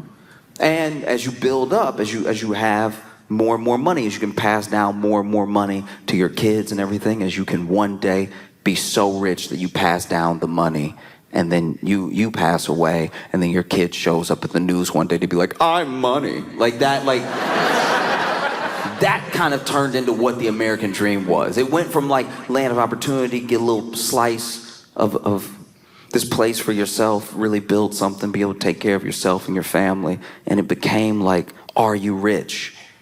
People wanted to be rich so bad that we looked at anybody who was rich as wise, that we need to do whatever it is they're doing to get where they are, because I want to be where they are. Never mind their sort of moral character, never mind how they treat people, or even how they got that money. They have $100 million. I want $100 million. I'll do whatever they tell me to do. The type of person that was willing to tell the masses how to get $100 million was not actually telling them that. They were like telling them how to give me $200 million.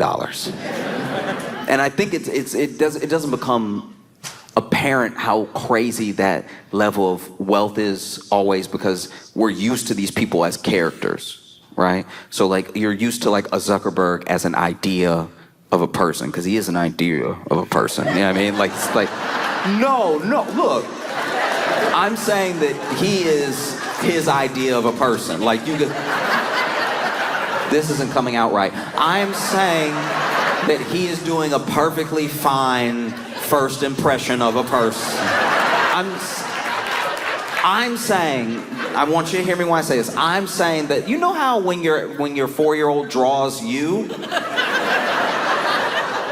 that's what he's doing as a person. Like, he is, as a person, Mark Zuckerberg is being like, hello. That's what people say, right? Hello. And so he has, you know, over $100 billion. And I think we can fathom that money, but we can't. Even when you try to count it, even when people make charts and they're like, guys, a billionaire doesn't even fit on the chart, right?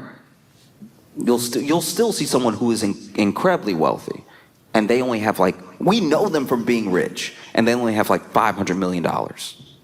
Like, that's how crazy it is. It's like they're halfway to 1/100th of where Zuckerberg is. I think that's why I get so frustrated when I see the news, because like, you're watching the news and you're watching someone like Zuckerberg be on the news, and you're like, why? What could he possibly have to say that should be on the news? And here we're like, clearly stations are on sides, networks are on sides, right? But no matter what side, they can't just be like, this should never happen. And that's because we let rich people buy up all the news.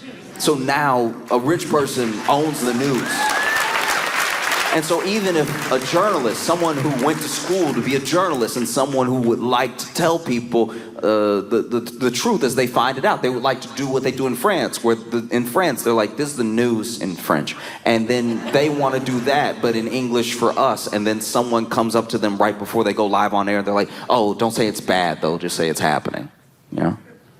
And so you see Zuckerberg have this huge, huge data center that's gonna decimate everything around it, you know, and why? Like truly why? I don't think we know. We're watching these people, watching 5 companies basically prop up the S&P 500. S&P 500 is made of, I think, 500 companies.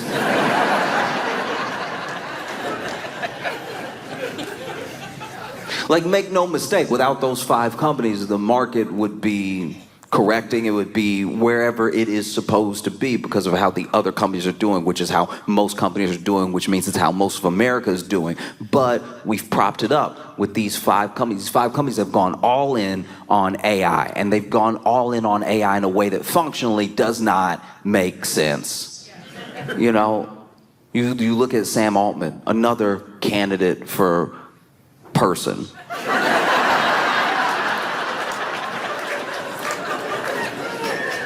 You know what I mean? Like Sam Altman only looks confused when you ask him a moral question. No, it's crazy. It's crazy. Look, all right, I shouldn't even really talk about this, but it was wild. I watched like Tucker Carlson interview Sam Altman, and Tucker Carlson kind of implied, he was like, hey, there was that OpenAI whistleblower who basically said that y'all were violating copyright law and like stealing a bunch of information and everything, and then he died mysteriously. What do you think about that?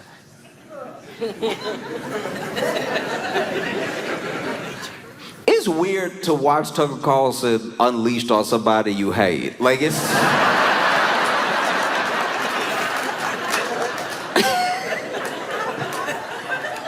It's like when the bulldog that you've been scared of in your neighborhood your whole life finally bites your bully. You're kind of like...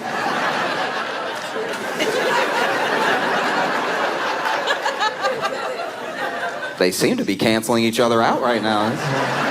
I guess if he was gonna bite anybody, it's good that it's him. And you see Sam Altman like clam up. Here's the thing. I'm not saying, can I be 100% with y'all? Can I be really honest with y'all? I am not saying at all that Sam Altman had anything to do with that young man's death. I am saying that interview didn't not make it look like it though. Like that.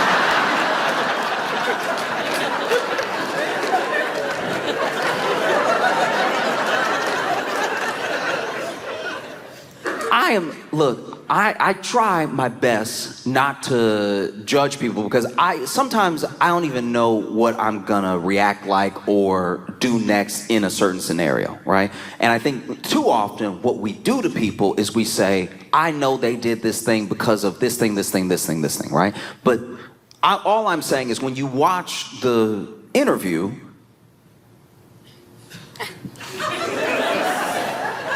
here's the thing.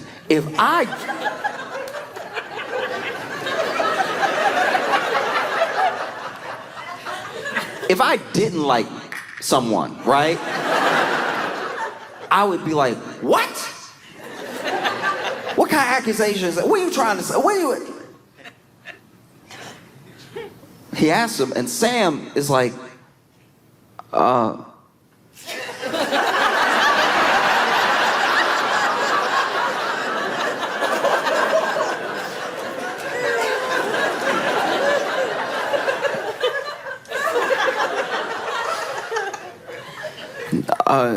You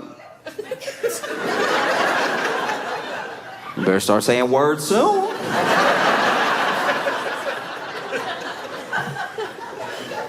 I'm just,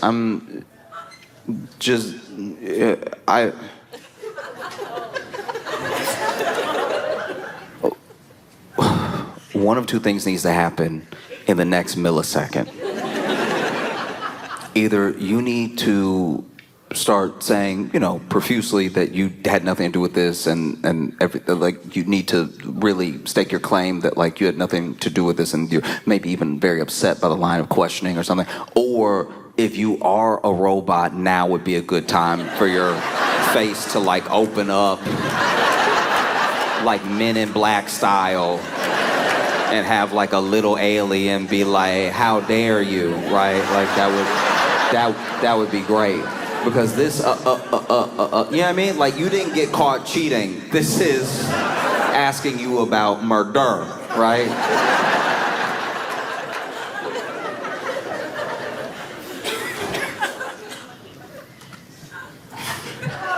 No. None of that. Just a lot of like, it was very sad, and we, actually, no,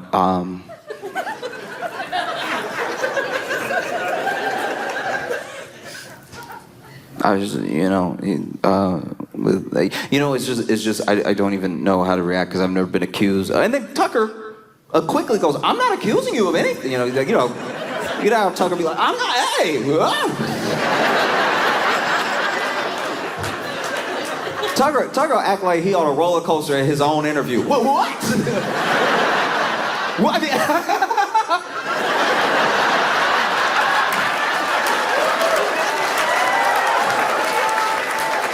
No, I'm not. That's concerning, right? That's someone could beg the question, right?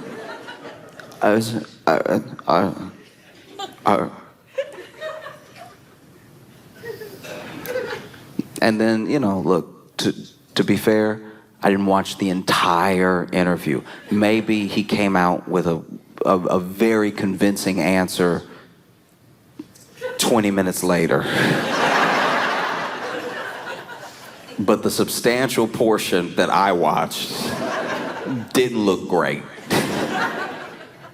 And I don't know. We have, OpenAI with Sora, with ChatGPT. We have these large language models that are basically meant to take us to like the next level. And it doesn't seem like they're doing that.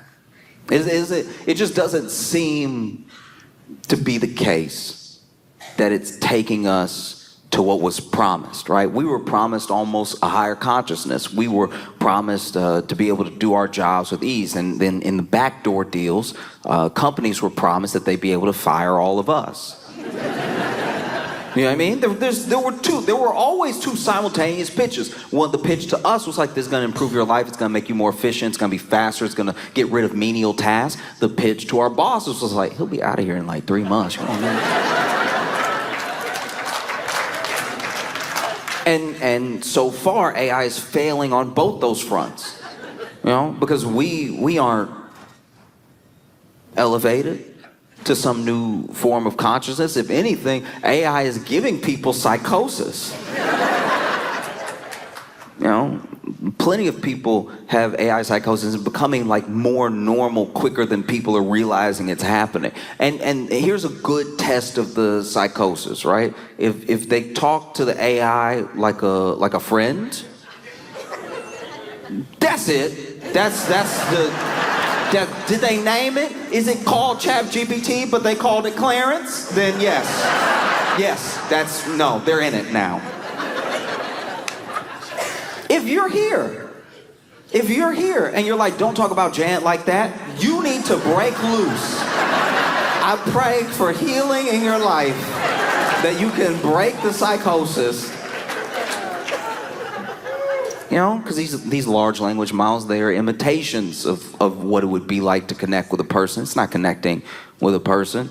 It's doing an imitation of a person. And it's doing a better imitation of a person than we've seen so far. Even Zuckerberg can't touch the level of imitation of a person. This is why people think they're talking to a friend. And the understanding is that AI is going to destroy the planet. It needs so much energy to make a video of Pikachu pulling a cop over.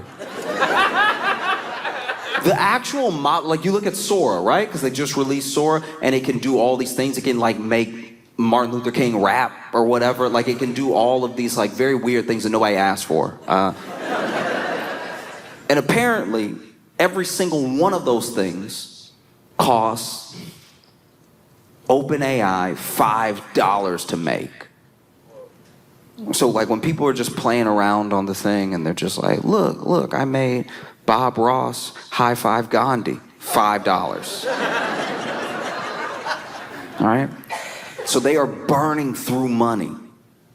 We don't have a sustainable system for the energy. So why keep doing this thing? The theory is that they are doing it because they believe that when they get there, this thing will essentially be some sort of like all-knowing, all-understanding, thinking further, thinking light years ahead of us. It'll basically be God, right? And if they could like own God, then maybe they will be like a God, right? Because you'll basically have the company. You'll have the company that tells you every move to make in the market to own other companies, every move to make to protect yourself from other companies that are come after you.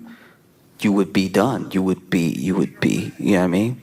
And that's that's terrifying. That's a terrifying idea that not only that someone would want that, but that they would barrel towards it at the risk of burning up the planet, of taking up all of the water, like it's an insatiable need for like power, for control, for influence. And then you watch the news and you see that these same people, these people that don't even know how to act like people, spend millions of dollars on a yacht that is basically a bucket. It's a bucket. It is.